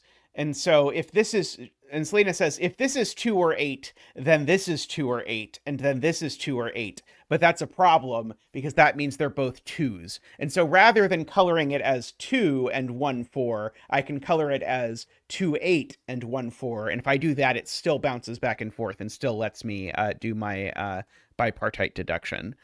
So these aren't 2 and that one's not 8. Which means that these are both 2.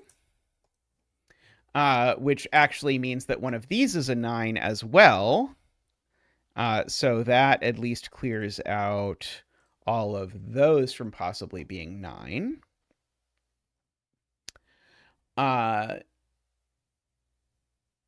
Okay, and if one of these 2 is 9, that at least tells me this digit is not 8 or 6. Because the 9 is at most that far into the row. And this one's certainly not 8 either. Oh,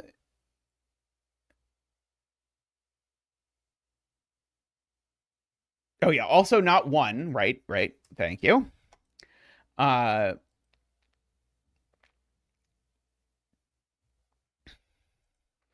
because the 1 definitely has a 9 standing in front of it.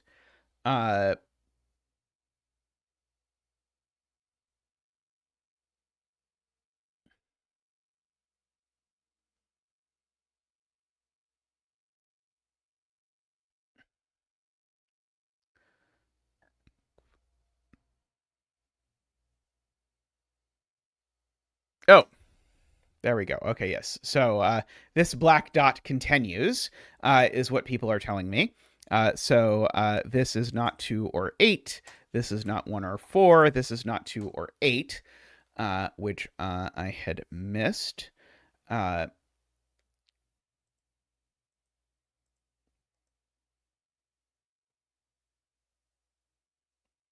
This 4 is also on a black dot, funnily enough. So that's 2, and that's 2. And that's not 2. None of those could have been 8, right? No, none of this could have been 8. Okay, so yeah, so... but that's okay. So these aren't 9, at least. That has reduced my places where I can hide the 9 somewhat.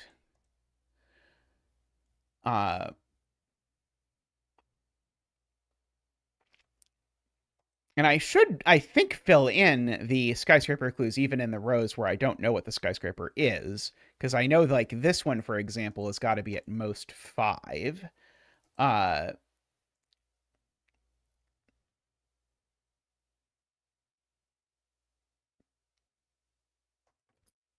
Okay, so this one, definitely, this digit is smaller than that.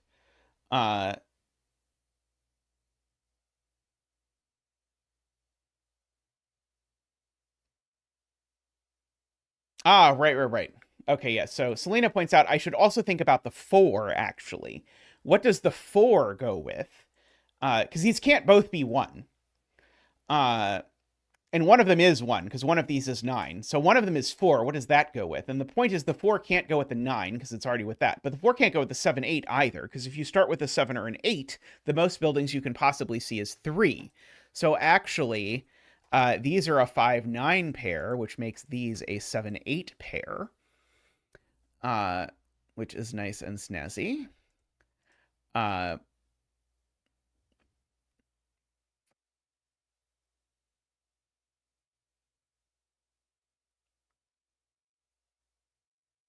Okay.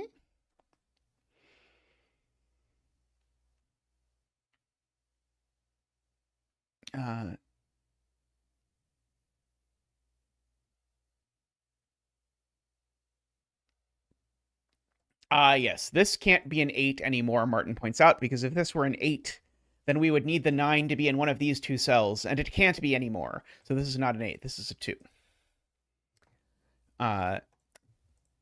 In any case, that cell's certainly not the 9, we can say with some certitude.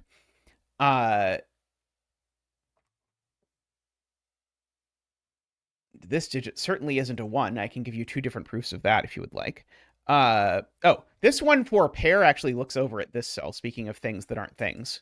This isn't a 1 or a 4, and so that's not a 2 ever. And so now that's not a 4, because it doesn't actually connect back to there. If I look at this... Oh. Did I screw that up? Did I enter the wrong thing? I meant to say not a 1 or a 4. Oh, and then I said not a 2 or a 4. Oops. This is not a 1 or a 4. So therefore, this is not a 2, because it doesn't connect to anything.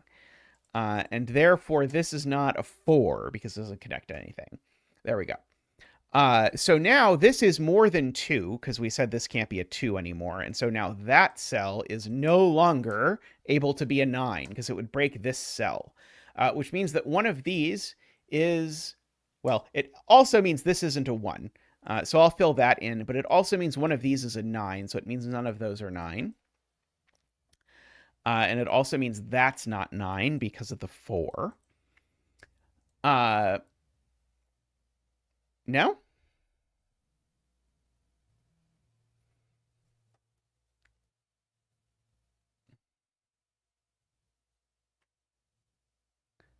Did I do Sudoku in row 11? Oh. Well, it does still mean this cell's not a 9.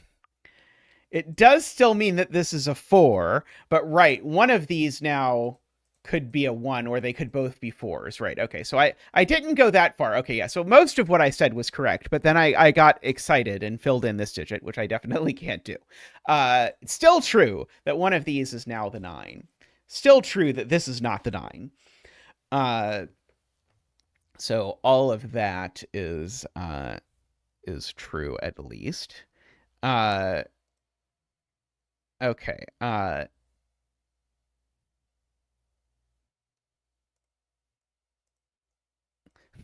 thinking about things like the 2 in this row is actually fairly restricted because it can't go in any of those places.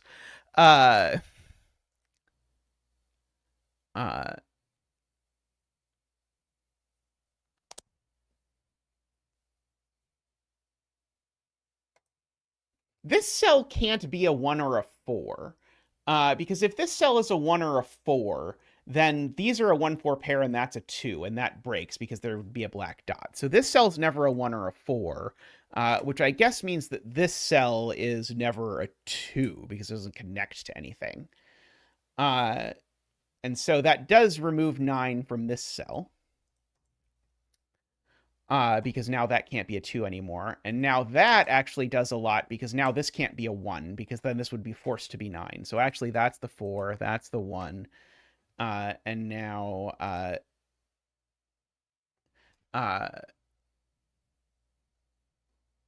wait, is what I just said reasonable? That can't be 9. Sorry, that thing I said there wasn't right. This could still be 9. I don't know why I thought that couldn't be 9.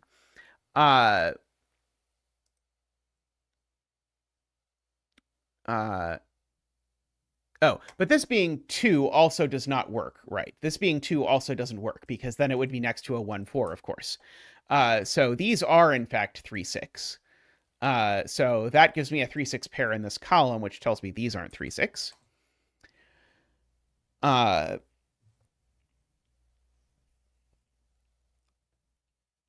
Okay. So this isn't 9 anymore because of this being at least 3.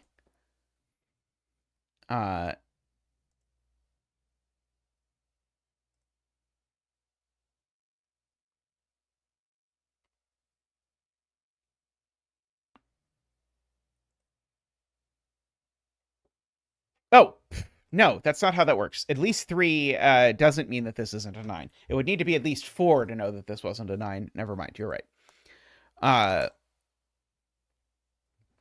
Although this can't be a 9 for a dumber reason, which is that this is a 1 or a 4.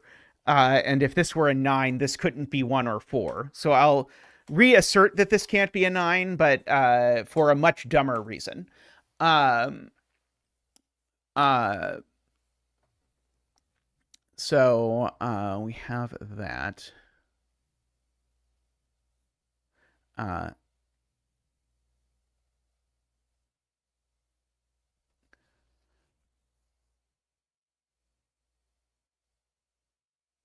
Doesn't this being a 9 break this skyscraper clue? I'm pretty sure that it does.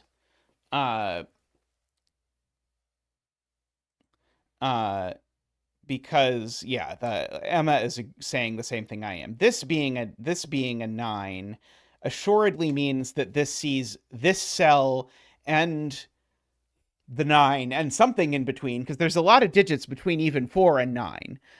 So this is the 5. And so this is the 9. So these are not 9s, which does now make this certainly a 2, which makes this a 1 or a 4.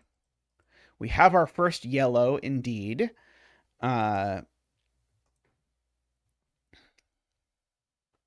See, we got our 3, 6.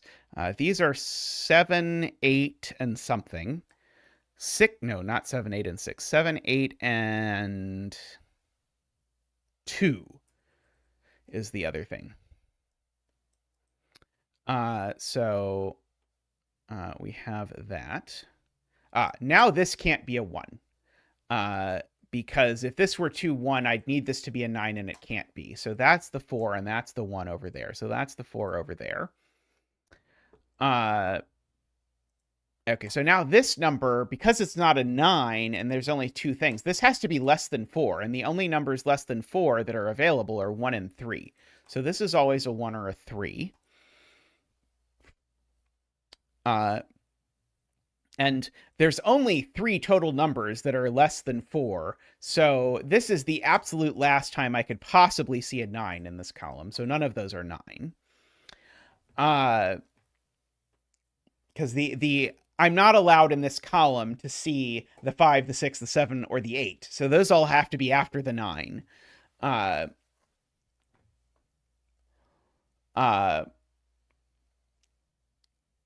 And so that means that this clue is a 4. Yes, I was thinking that, and then I got distracted. So yes, one of these is a 9. Now, I don't think I could actually put 1, 2, 3. Oh, I guess I could if it was 1 and 2 opposite of 3. So it would have to be 1, 3, 2. It would have to be like exactly that order for me to go that many cells down. Okay. Oh, so one of these two is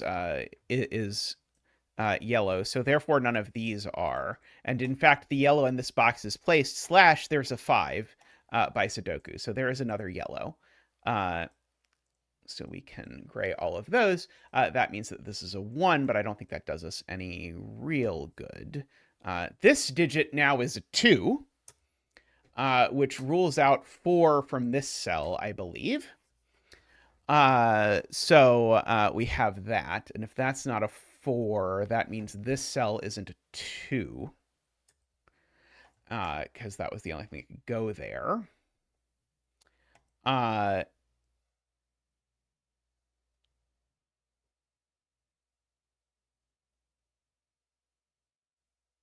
Yeah, probably can't be a 2 either with a 9 that far away. Right. So if this were a 2, then I would have to see... Then this would have to be a 4, and that doesn't work. So yeah, so this can't be a 2 either, actually. So actually, all of these are from 3, 6. Good eye. Okay, and so if this is 3 or 6, it means that's not 9 at the very least.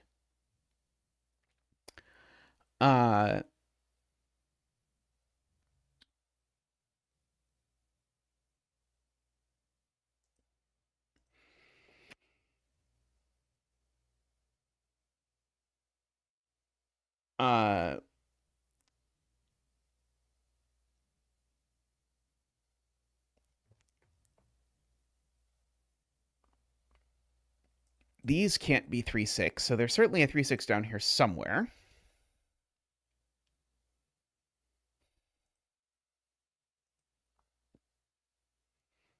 Row 4, column 6 can't be 9. It breaks row 11, column 6. Yeah, so, is that true? I think this could still be a 4 in that instance. I think it would be okay.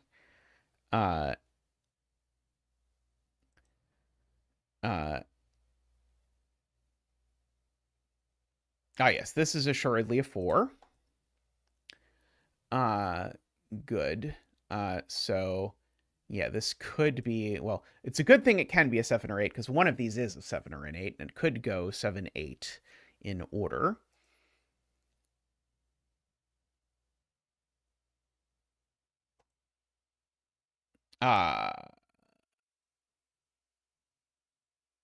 Don't know about that cell.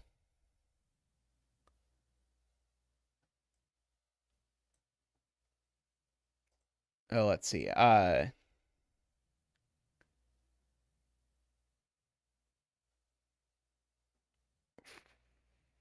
4 column can't be a 9.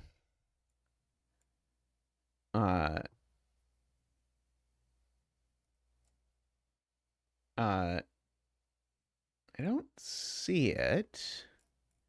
Yeah, this certainly can't be 8. I agree with that, because 8 would be too big. Agree.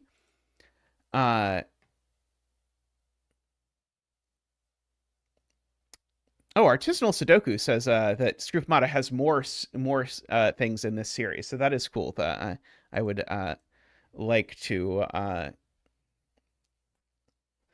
to see more of these things.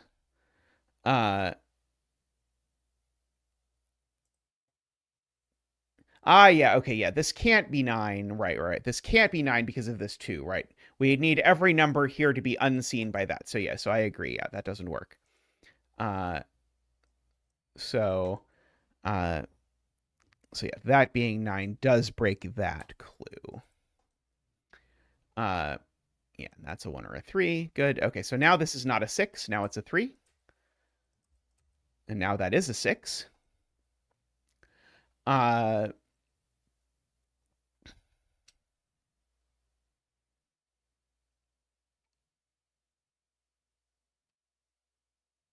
And so now that's not 9 because this is a 6. Oh, this digit's never 4 because there's already a 4 in the column. So this is a 1 or a 2. So this is never seen. So actually that can't be a 9 either in order for this to be a 6 because I'd need to see 6 cells and I definitely don't see that one. So this isn't a 9. So that is a 9 and this is not. Okay, so that is a 1. That's a 9. So that's a 1. And as soon as that becomes a 1, that becomes a 2. And this becomes a 1 or a 4. Oh, and it's not a 1, so it's a 4.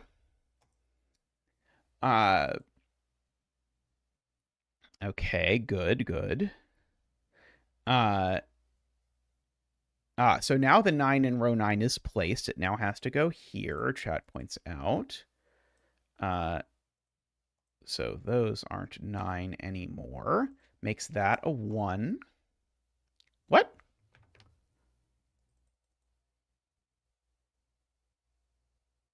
Oh, I just placed a second 9 in row 9. Good. The other row 9. This row 9. The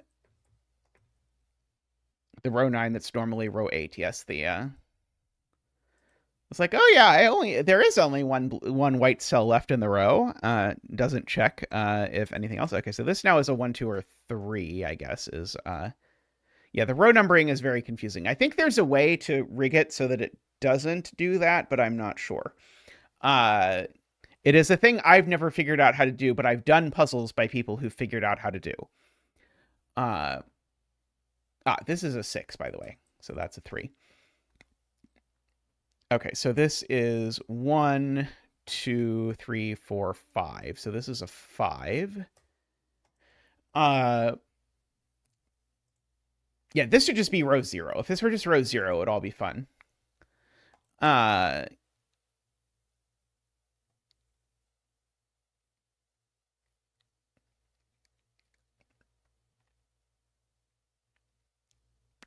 Okay, we've got...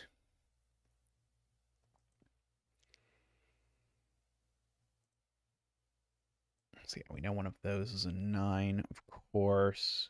So this can't be a 1 anymore, because we said that in order for this to work as a 2-1, it would need a 9 immediately after it. So that's a 4. And so both of these numbers need to be less than 4. So these are from 1, 2, 3, and that one can't be a 2.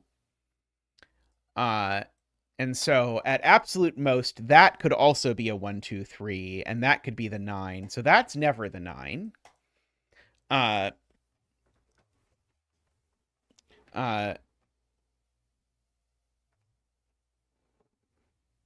Let's see.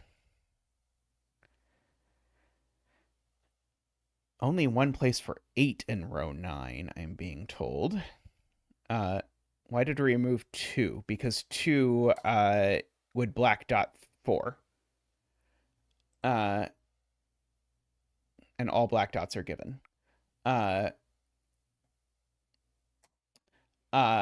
This is not a 1, because it would make that a 2, and then this a 9. So, right, so that's a 2, and that's a 4.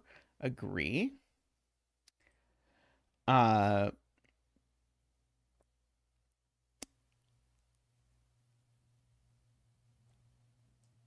Okay, I guess I know that this number is a minimum of 4, but it can't actually be a 4 by Sudoku. So this is at least a 5. So the only actual options for this cell are 5, 7, and 8. Let's see. Dogs Making Waffles says the top left inner cell can't be 6. Otherwise, it needs a black dot with its row clue. Top left inner cell. Not sure what that was referring to. Let's see. The 1 in this column is definitely in one of these two cells for whatever it's worth. Oh,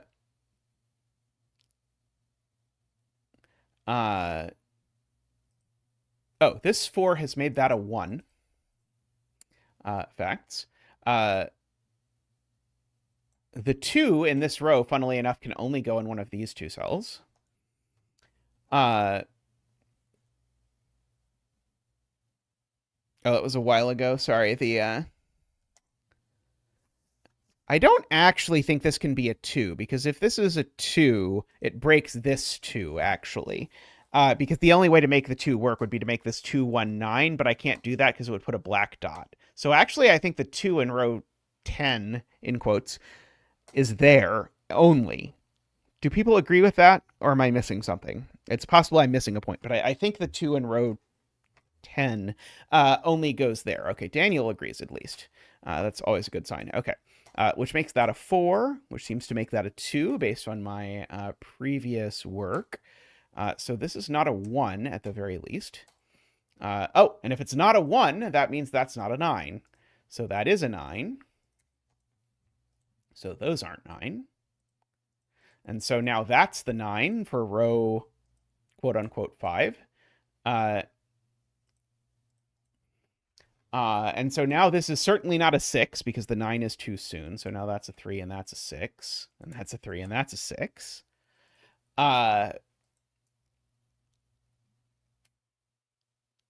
Okay. Yeah, the 8 in this row, and I think this is what James Sinclair was talking about earlier. I think the 8 in this row is in one of these two cells. Oh, this assuredly is a 4, actually. Okay, so I now know which one it is. Okay, so I now see James's point from a million years ago. Yeah. James's point about 8 was down here, and I didn't see it because I hadn't filled in this 4. But yeah, 8 can't go next to a 4.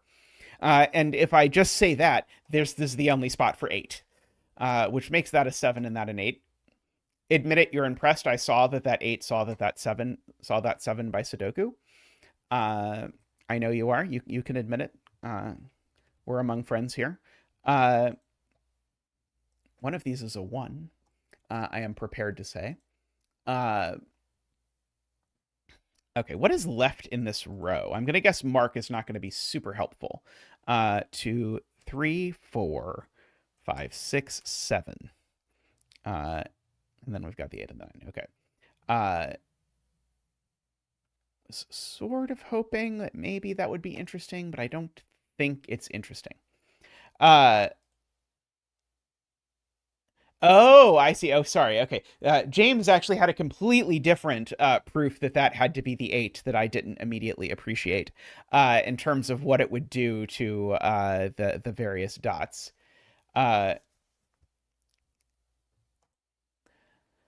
Let's see. Nicholas sees some 7 pencil marks in row 10 that I cannot do. If this were a 7, that would have to be a 3. I think that's okay. If this were a 7, that would certainly break because I couldn't get to 4. If that was... actually, yeah, Nicholas is right. None of those can be 7, so actually that is 7. Okay, that's big. So that's not 7, and that's not 7.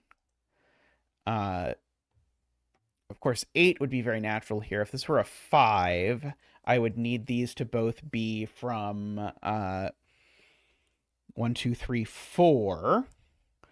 So in particular, I would get a 1, 2, 3 triple here. That doesn't work. Oh, no, it would if that were a 3 and these were a 1, 2 pair. So it only just works, I believe.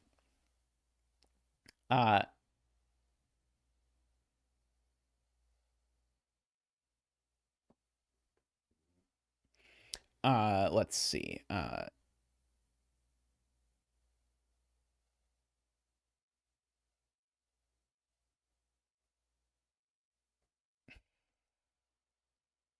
Okay. I see.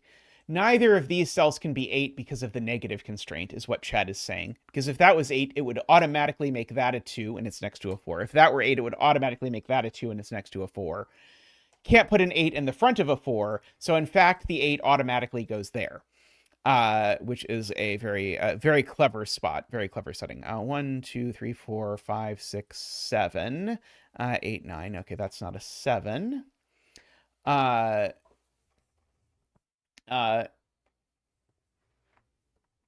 Okay. So one of these is a 3. Because whichever of these has a 7 in front, this needs to be a 3 because the only numbers available with starting with a 7 are 2 and 3, and you certainly can't put a 2 here. So one of these is 3. I don't know if that even really means. I mean, I guess it means the other one isn't 6, but that's not a huge deduction. But if I were setting this, I would try very hard to make that the useful deduction. Let's see. There is assuredly a 6 in here somewhere. Yeah, okay. So one of these two cells is a 6.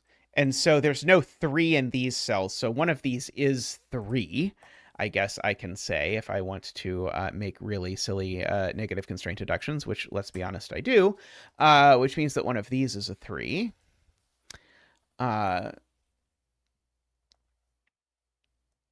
Okay, so there's a 1 or a 2 here. There's a 1 or a 2 elsewhere.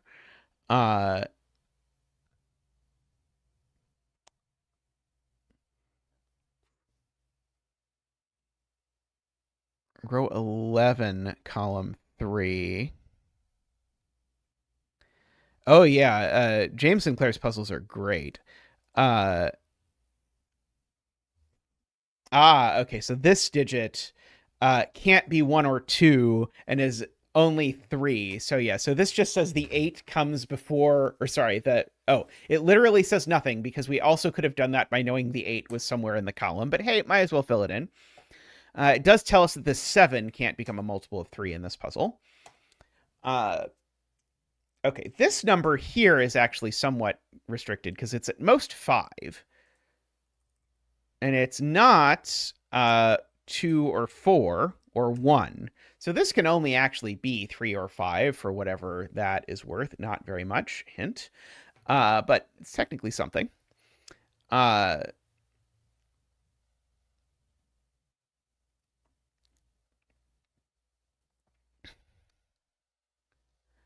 uh,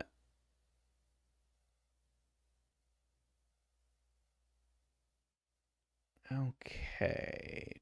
Only 2, that's good. Only 1, that's good. 7, that 2 is taken care of. This 4 means that this number is bigger than that one.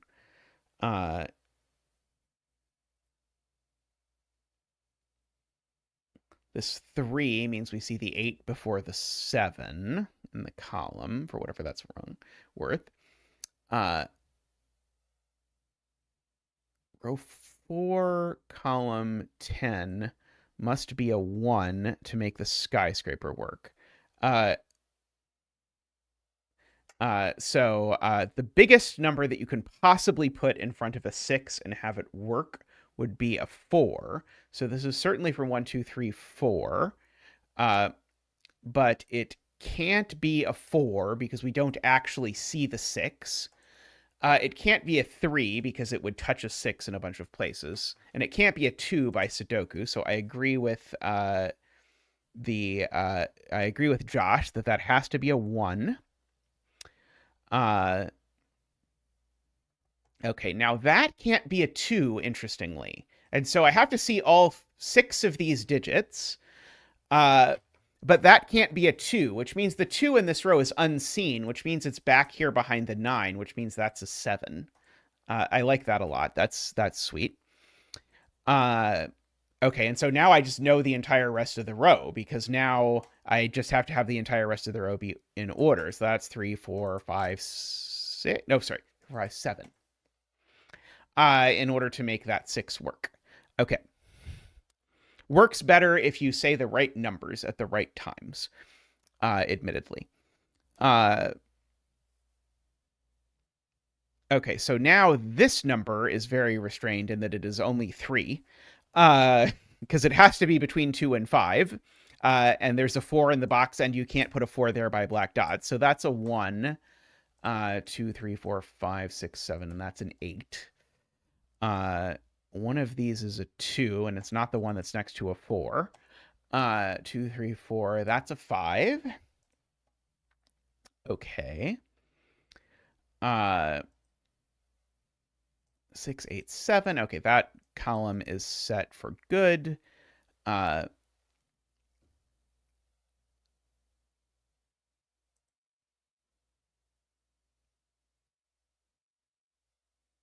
being told that this is now a naked 6, and I agree. It is now a naked 6 because there's a 3 and a 5 in the column. So these aren't 6. I enjoy the conflict checker sort of like half working. Is always an interesting combination.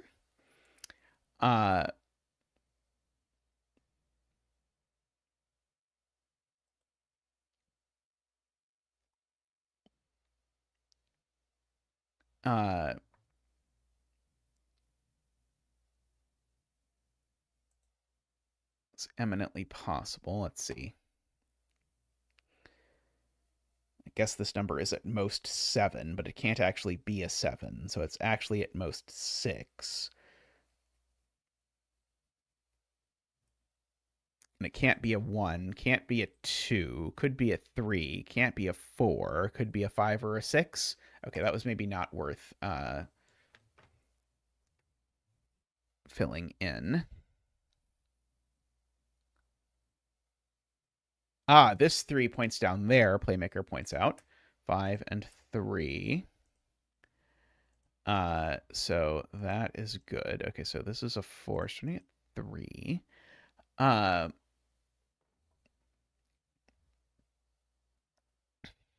2,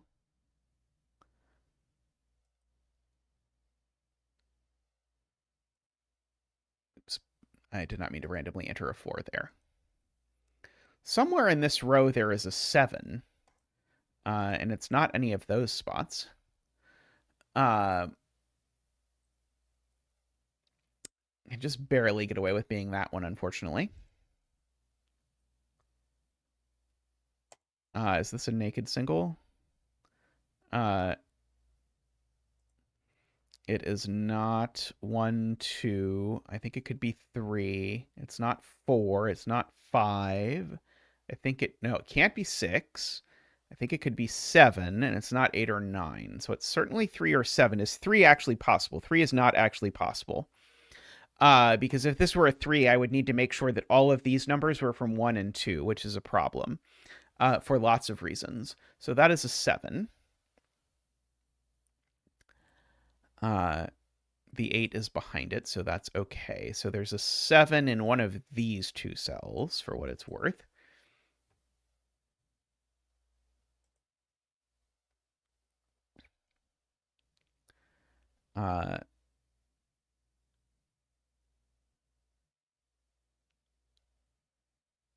Okay. I think I know that one of these two cells is an 8 by the column. Also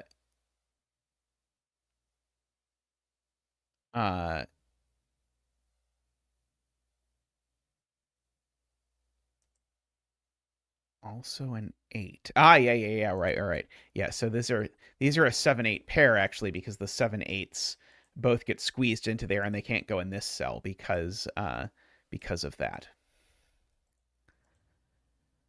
Okay, so this can't be an 8, because if this were an 8, I would need to see the 7, and the 7 would go somewhere it can't go. So that's the 7, and that's the 8. And so one of these two is 8. This number is somewhere between 3 and 8. So 4, 5, 6, 7, except it's not a 6 or a 7, and it's not a 4 by the negative constraint. So it's, in fact, exactly a 5. So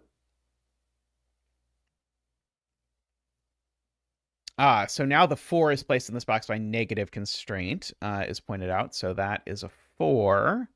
And now that's a 2, I believe.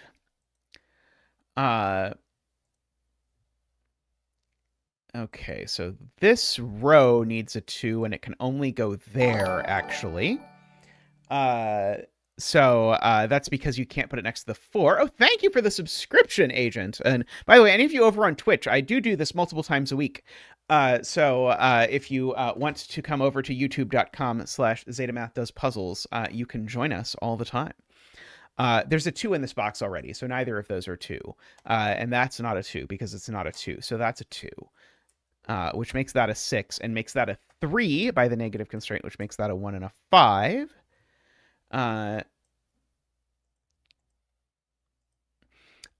So these are a 1 and a 6, I want to say. And these are a 3 and a 4. And that 3 looks down, so that's a 4 and that's a 3, which makes that a 3 at the end of the day.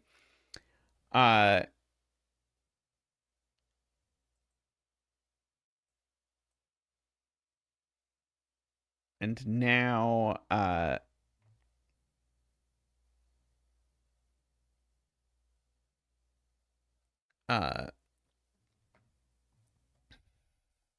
this 2 has resolved this 1-7 pair. I agree with that. So this digit is at most 3. It's not a 1. So it's a 2 or a 3, except it can't be a 2 by the negative constraint. So this is, in fact, a 3, which means the 8 comes before the 9. Unfortunately, the 9 could still end up there. Neither of these can be a 6.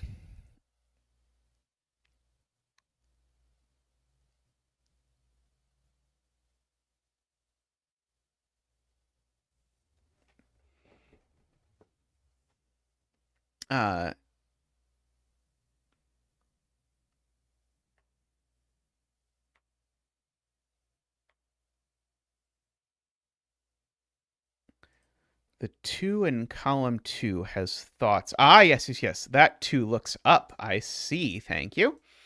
The fun adventure in this puzzle of trying to decide which row 2 and column 2 people are talking about. Okay. So that 8 is useful, I think, because it tells me that can't be a 9 anymore. Because if this were a 9, that would have to be an 8 in order to make this 3 work, and it doesn't work. So that is not a 9, and that is a 9, which gives us the last 9 over here, which does indeed give me a 1, a 9, a 9. So this number also has to be 3. I mean, I guess it just definitionally is 3 even. It could be anything.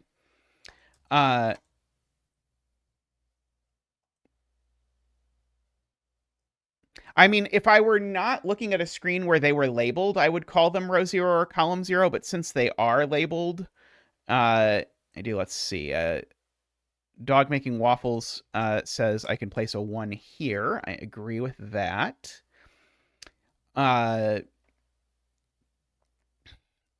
see. So this is a pair. What? Oh. I looked at that one, didn't I? I did look at that one. I should not look at that one when trying to place a 1.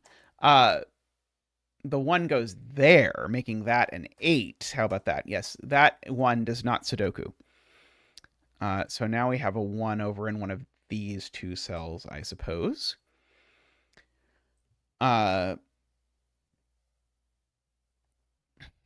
Let's see. These are something. Let's see what they are.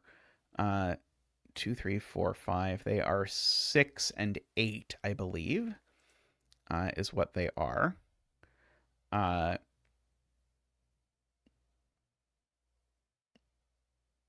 These are... Oh, well, that one's not a 6 then. These are 3, 5, and something else. And 4, I think, actually. I don't think that buys us a lot of help, unfortunately. Let's see. These are 3, 4, and 5. 6, 7, 8, and 9. Okay, so those are 4 and 5.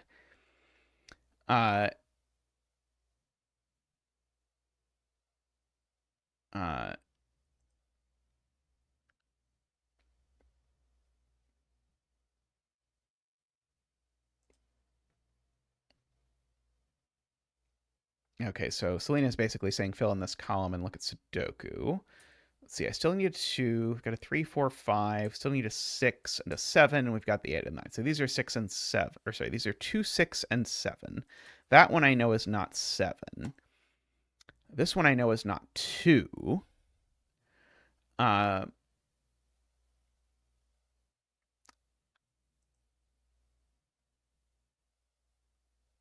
Okay, so I see those 2. Okay, so if this is a 6, I see too many, is Selena's point.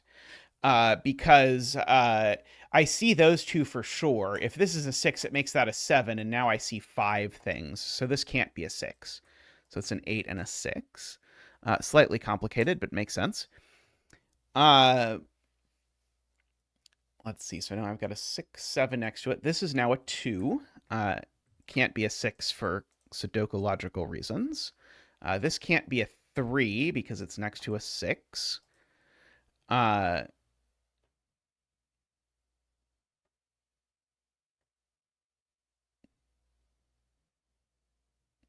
4 in row 6, in quotes, is placed because that can't be a 4 by negative constraint. These can't be a 4 by Sudoku. So that is a 4. Leaving me with a 3, 5 pair. This is the 3 that can't go next to a 6. I saw several people in both chats saying 3 doesn't go next to 6, and I couldn't find the 3 next to the 6. This was the 3 next to the 6. So that's a 5 and that's a 3, which makes that a 4 and that a 5.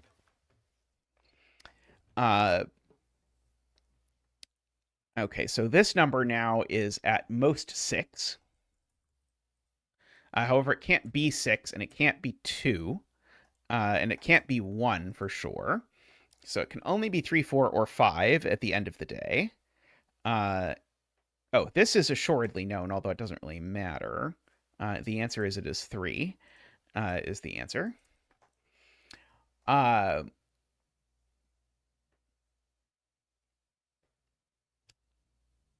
Let's see. Okay, so this is, let's see, we're still missing 3, 4, and 5. Good, so that's a 4. These are a 3, 5, and that one's known, so that's a 3, and that's a 5. So now the 3 goes next to a 7, and that's a 6. Let's see, these are a 2 and a 6. 2 and 6 sounds right, and I know where the 2 goes. So that's 1 and 6, because the 2 couldn't go next to the 4 was the reason why.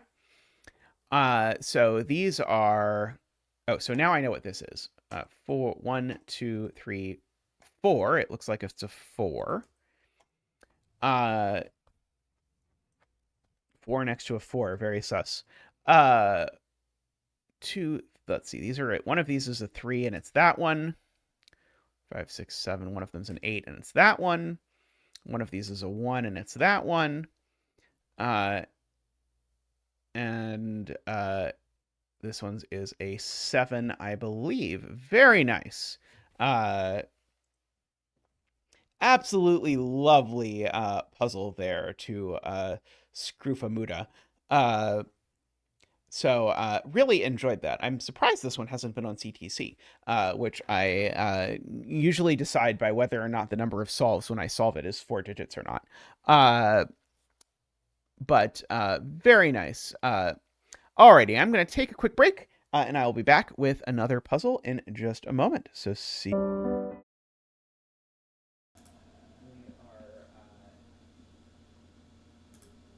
have here 1 through 9 in every row, column, and weirdo box, including the hedgehog box. This is definitely a hedgehog standing on its hind legs, right? Yeah, everyone agrees. And so then we've got XVs. Digits separated by an X, summed to 10, separated by a V, summed to 5. Not all X's and V's are necessarily given.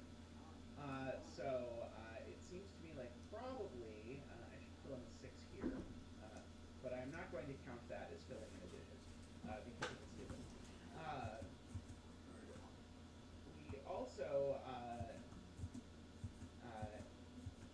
we could color the hedgehog blue. That sounds useful. We'll make the hedgehog blue. These are a 2, 3 pair. If you like. So that's a 7 or 8, and that's a 2, 3. There is no negative constraint in this puzzle, by the way. Just for the record. So we've got all of that.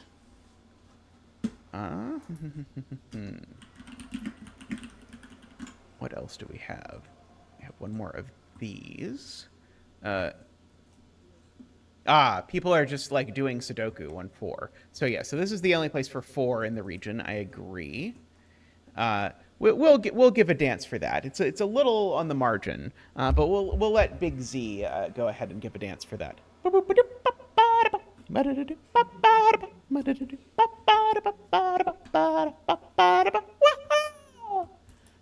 Thank you, Big Z. Thank you.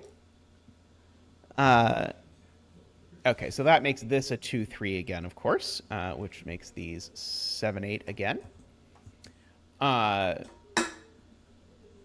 Let's see. This is now entering the zone of I'm a little worried that this was rated as a 3-star difficulty puzzle, given that we have we're like literally a given X, which I have not seen ever outside of my students setting puzzles, and then this. So I have no idea what is happening anymore. Okay. These 2, 3s, that 2, 3. That 2, 3, but I don't know which of those it is.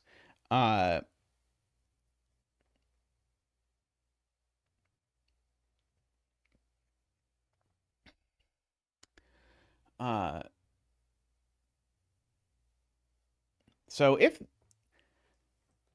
this x, so this x can't ever possibly be 1, 9, or 4, 6 is the point.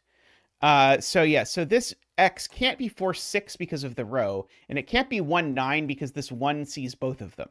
So this x is a 2, 3, or 7, 8, and that one is 2, 3, and that one is 7, 8 because there's already a 2, 3 in the box, which now makes this v1, 4, which now, because of the way the 4 works, makes that a 1, 4, and a 6. Oops. And a 9. Let's try again. And a 9. Very good. Very good. Okay. So there is a 1 over here somewhere. I'm going to note just for the future.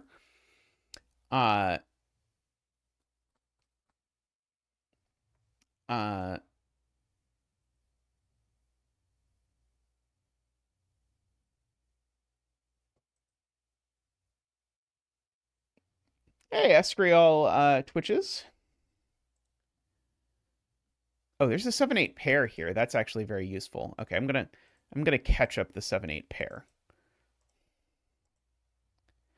Oh, sorry, I catch up to the 7-8 pair incorrectly. These are the same 7-8. These are different 2 3s. That's that 2 3. Now, do I know which 7-8 that is? Let's see.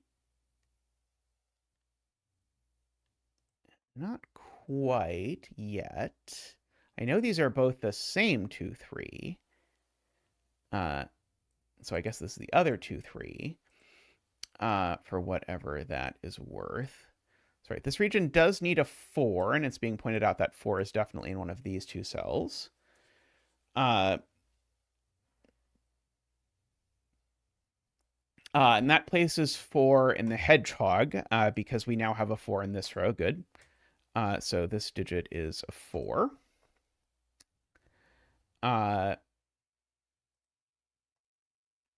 This row needs a 4, and it only goes in 0 places. Let's try that again.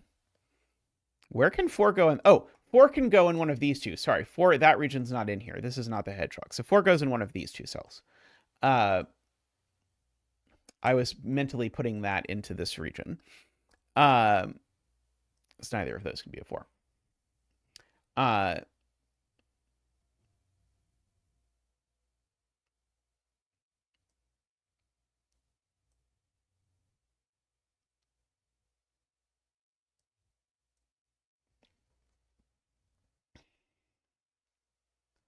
Trying to decide if there's some reason why this can't possibly be 3, 7. I don't see it if there is. Certainly this is not this kind of X, but I'm not quite sure yet. Let's see. Row 7V is 2, 3, since it has to be in the bottom right region.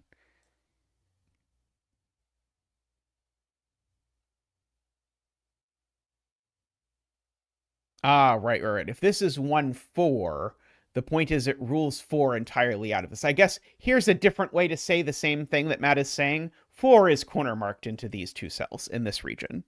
And that 4 looks backwards at this. So that says that that's 2, 3. So this is 1, 9, or 4, 6, and it's not 4, 6, so it's 1, 9.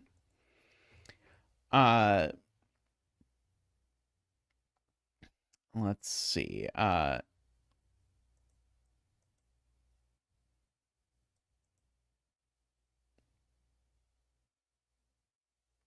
in row 2 is blue. Yeah, coloring irregular regions before solving can be a very good idea. We colored this one blue because it was the hedgehog shape.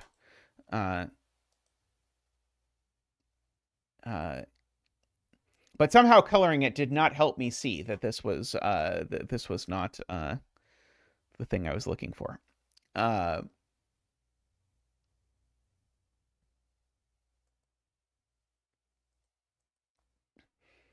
Okay, and I still don't know how these 2 3s line up, which is the question I keep asking myself. Assuredly, one of these 3 cells is 8, which is not the most exciting deduction that I've ever made. Although I see Jim has made the same deduction. Let's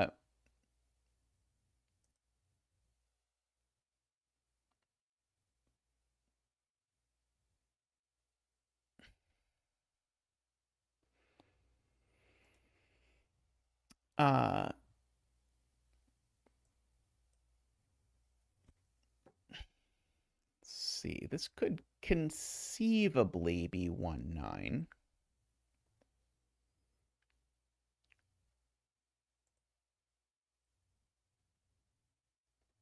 Ah, yes, yes, yes. Okay, so, right. That's not a 1 anymore because there's a 1 9 pair. And Tallcat points out that red circle is down here in this column. And so these are indeed a 1 2 3 thing. And the 2 3 that's down here is the ketchup circle.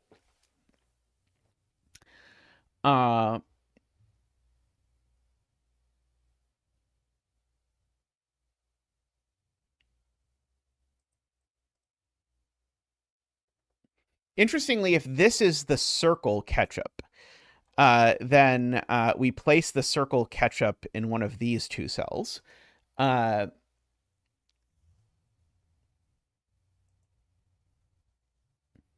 One of these is the XE23. If this was the XE23, it would make these a 2-3 pair. Dashed grid for irregulars. You know, I haven't done an irregular since the dashed grid was an option. Let me try that. Oh yeah, that looks pretty nice. Let's try that. I usually use dashed grid for pencil puzzles and solid grid for Sudoku, but I like that. Thanks for the suggestion, Nell. Let's see.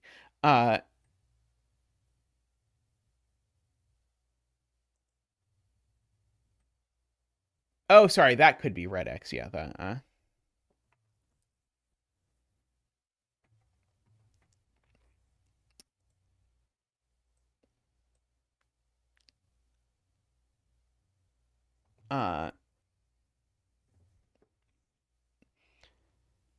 Let's see. Yeah, there's a lot of options buried in Sudoku Pad. The one I find by far the most useful is the pen tool because it basically, with no work, lets you do anything sort of marking on the grid. And I find that endlessly useful. But there are just many, many cool things to do with Sudoku Pad. Like, Sudoku Pad very much single-handedly greatly increases my enjoyment of doing Sudoku. Okay, one of these 2 is a 6. Because there's definitely a 6 in these 3 cells in Kentucky. I think this is Kentucky, right? And so that means that one of these 2 is a 6. I'm going to mark that.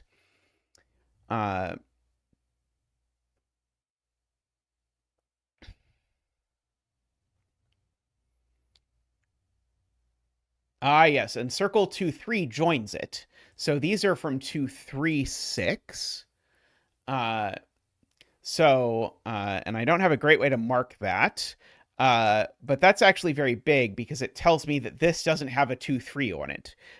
Because the circle 2 3 is here by Sudoku, and that's an XC78.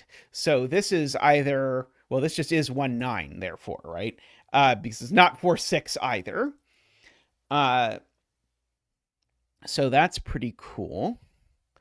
In terms of these things.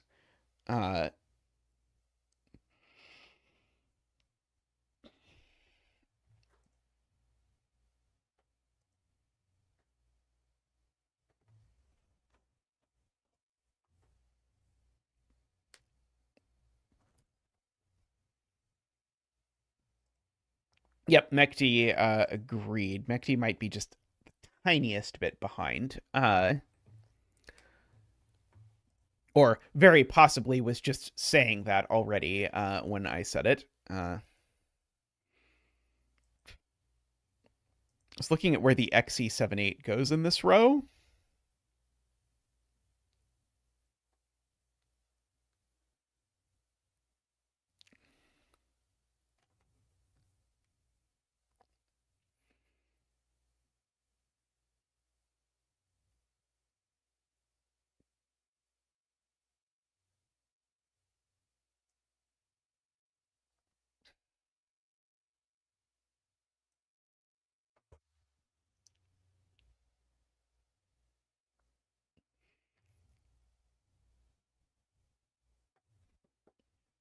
Yeah, so there's 3 xe7/8 in these cells. And so one of them is in these cells. One of them is in these cells. And it's not in one of these cells. So the xe7/8 is here, is Nicholas's point. Let's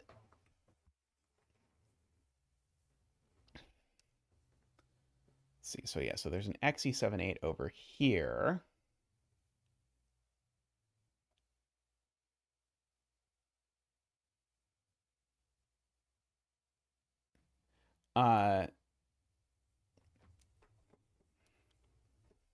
It's certainly a law of leftovers adjacent thing.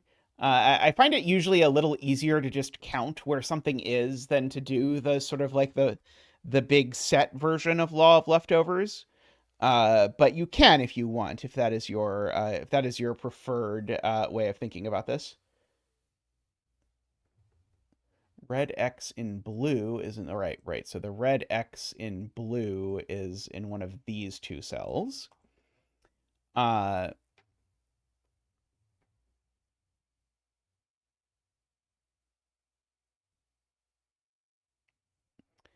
uh,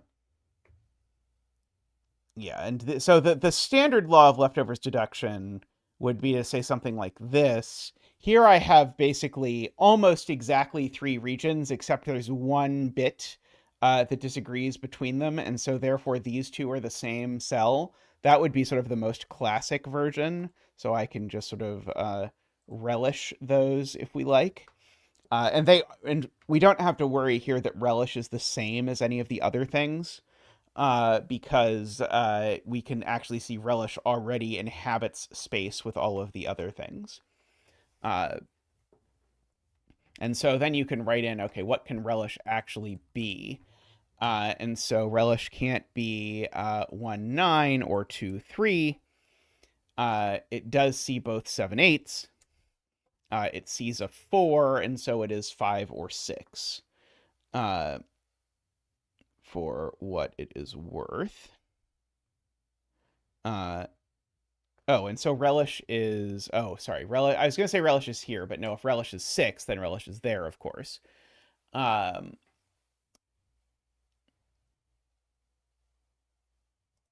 Okay. This 2, 3, which are both the same 2, 3, it lives in one of these two cells. Uh. I keep thinking that's going to be useful, and it keeps not being useful. Uh. But someday,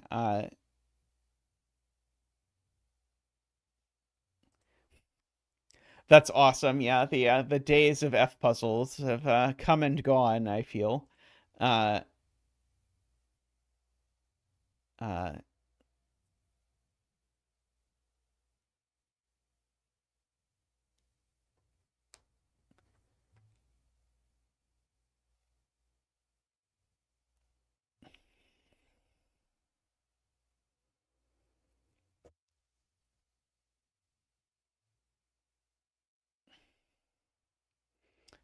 uh,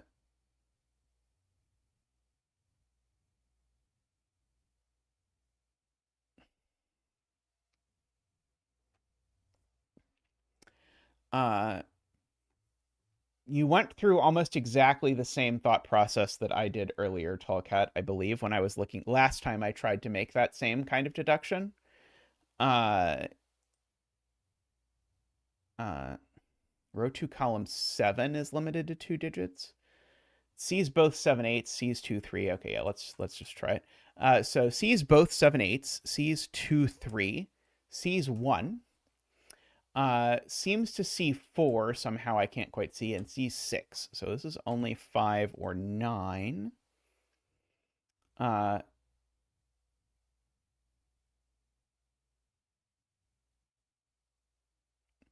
uh,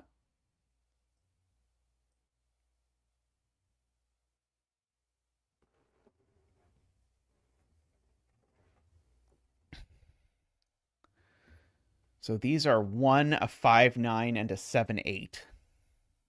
And that one's not the 7, 8. So this is a 1, 5, or 9.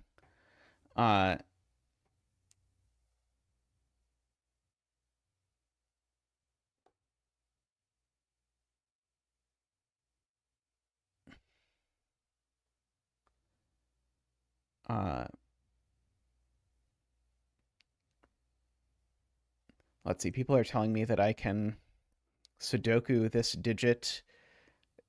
So it's assuredly not in any of these places. Oh, and it's not in those places either because there's a 2, 3 pair. I see. Okay, so these two are the same digit. I don't know what digit it is. However, it's definitely in one of those cells. And so now the question is, where does it go in the sleeping baby region?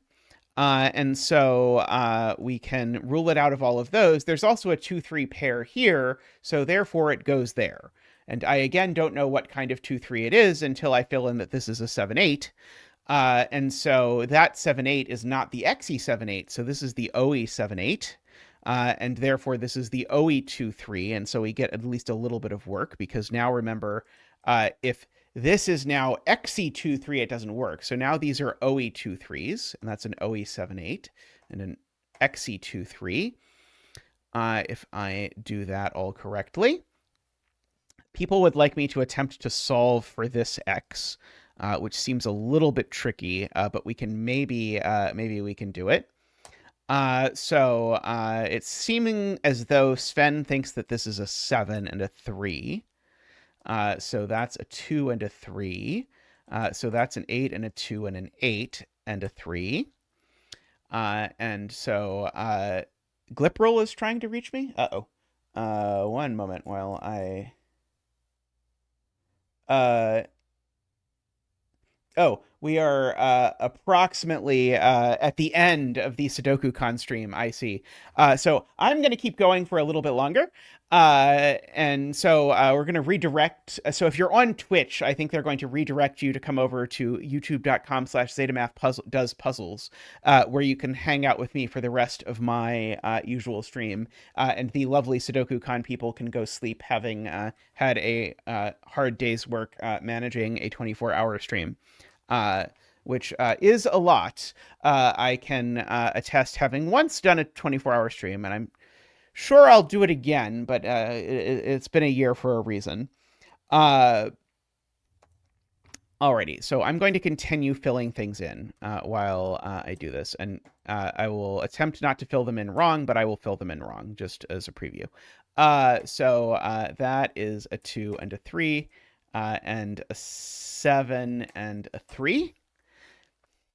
Oh, happy to help, Worlpion. Thank you for making it easy for me. Let's see. Let's see. We can now get rid of our condiments, at least most of our condiments. Okay. Boop-a-doop.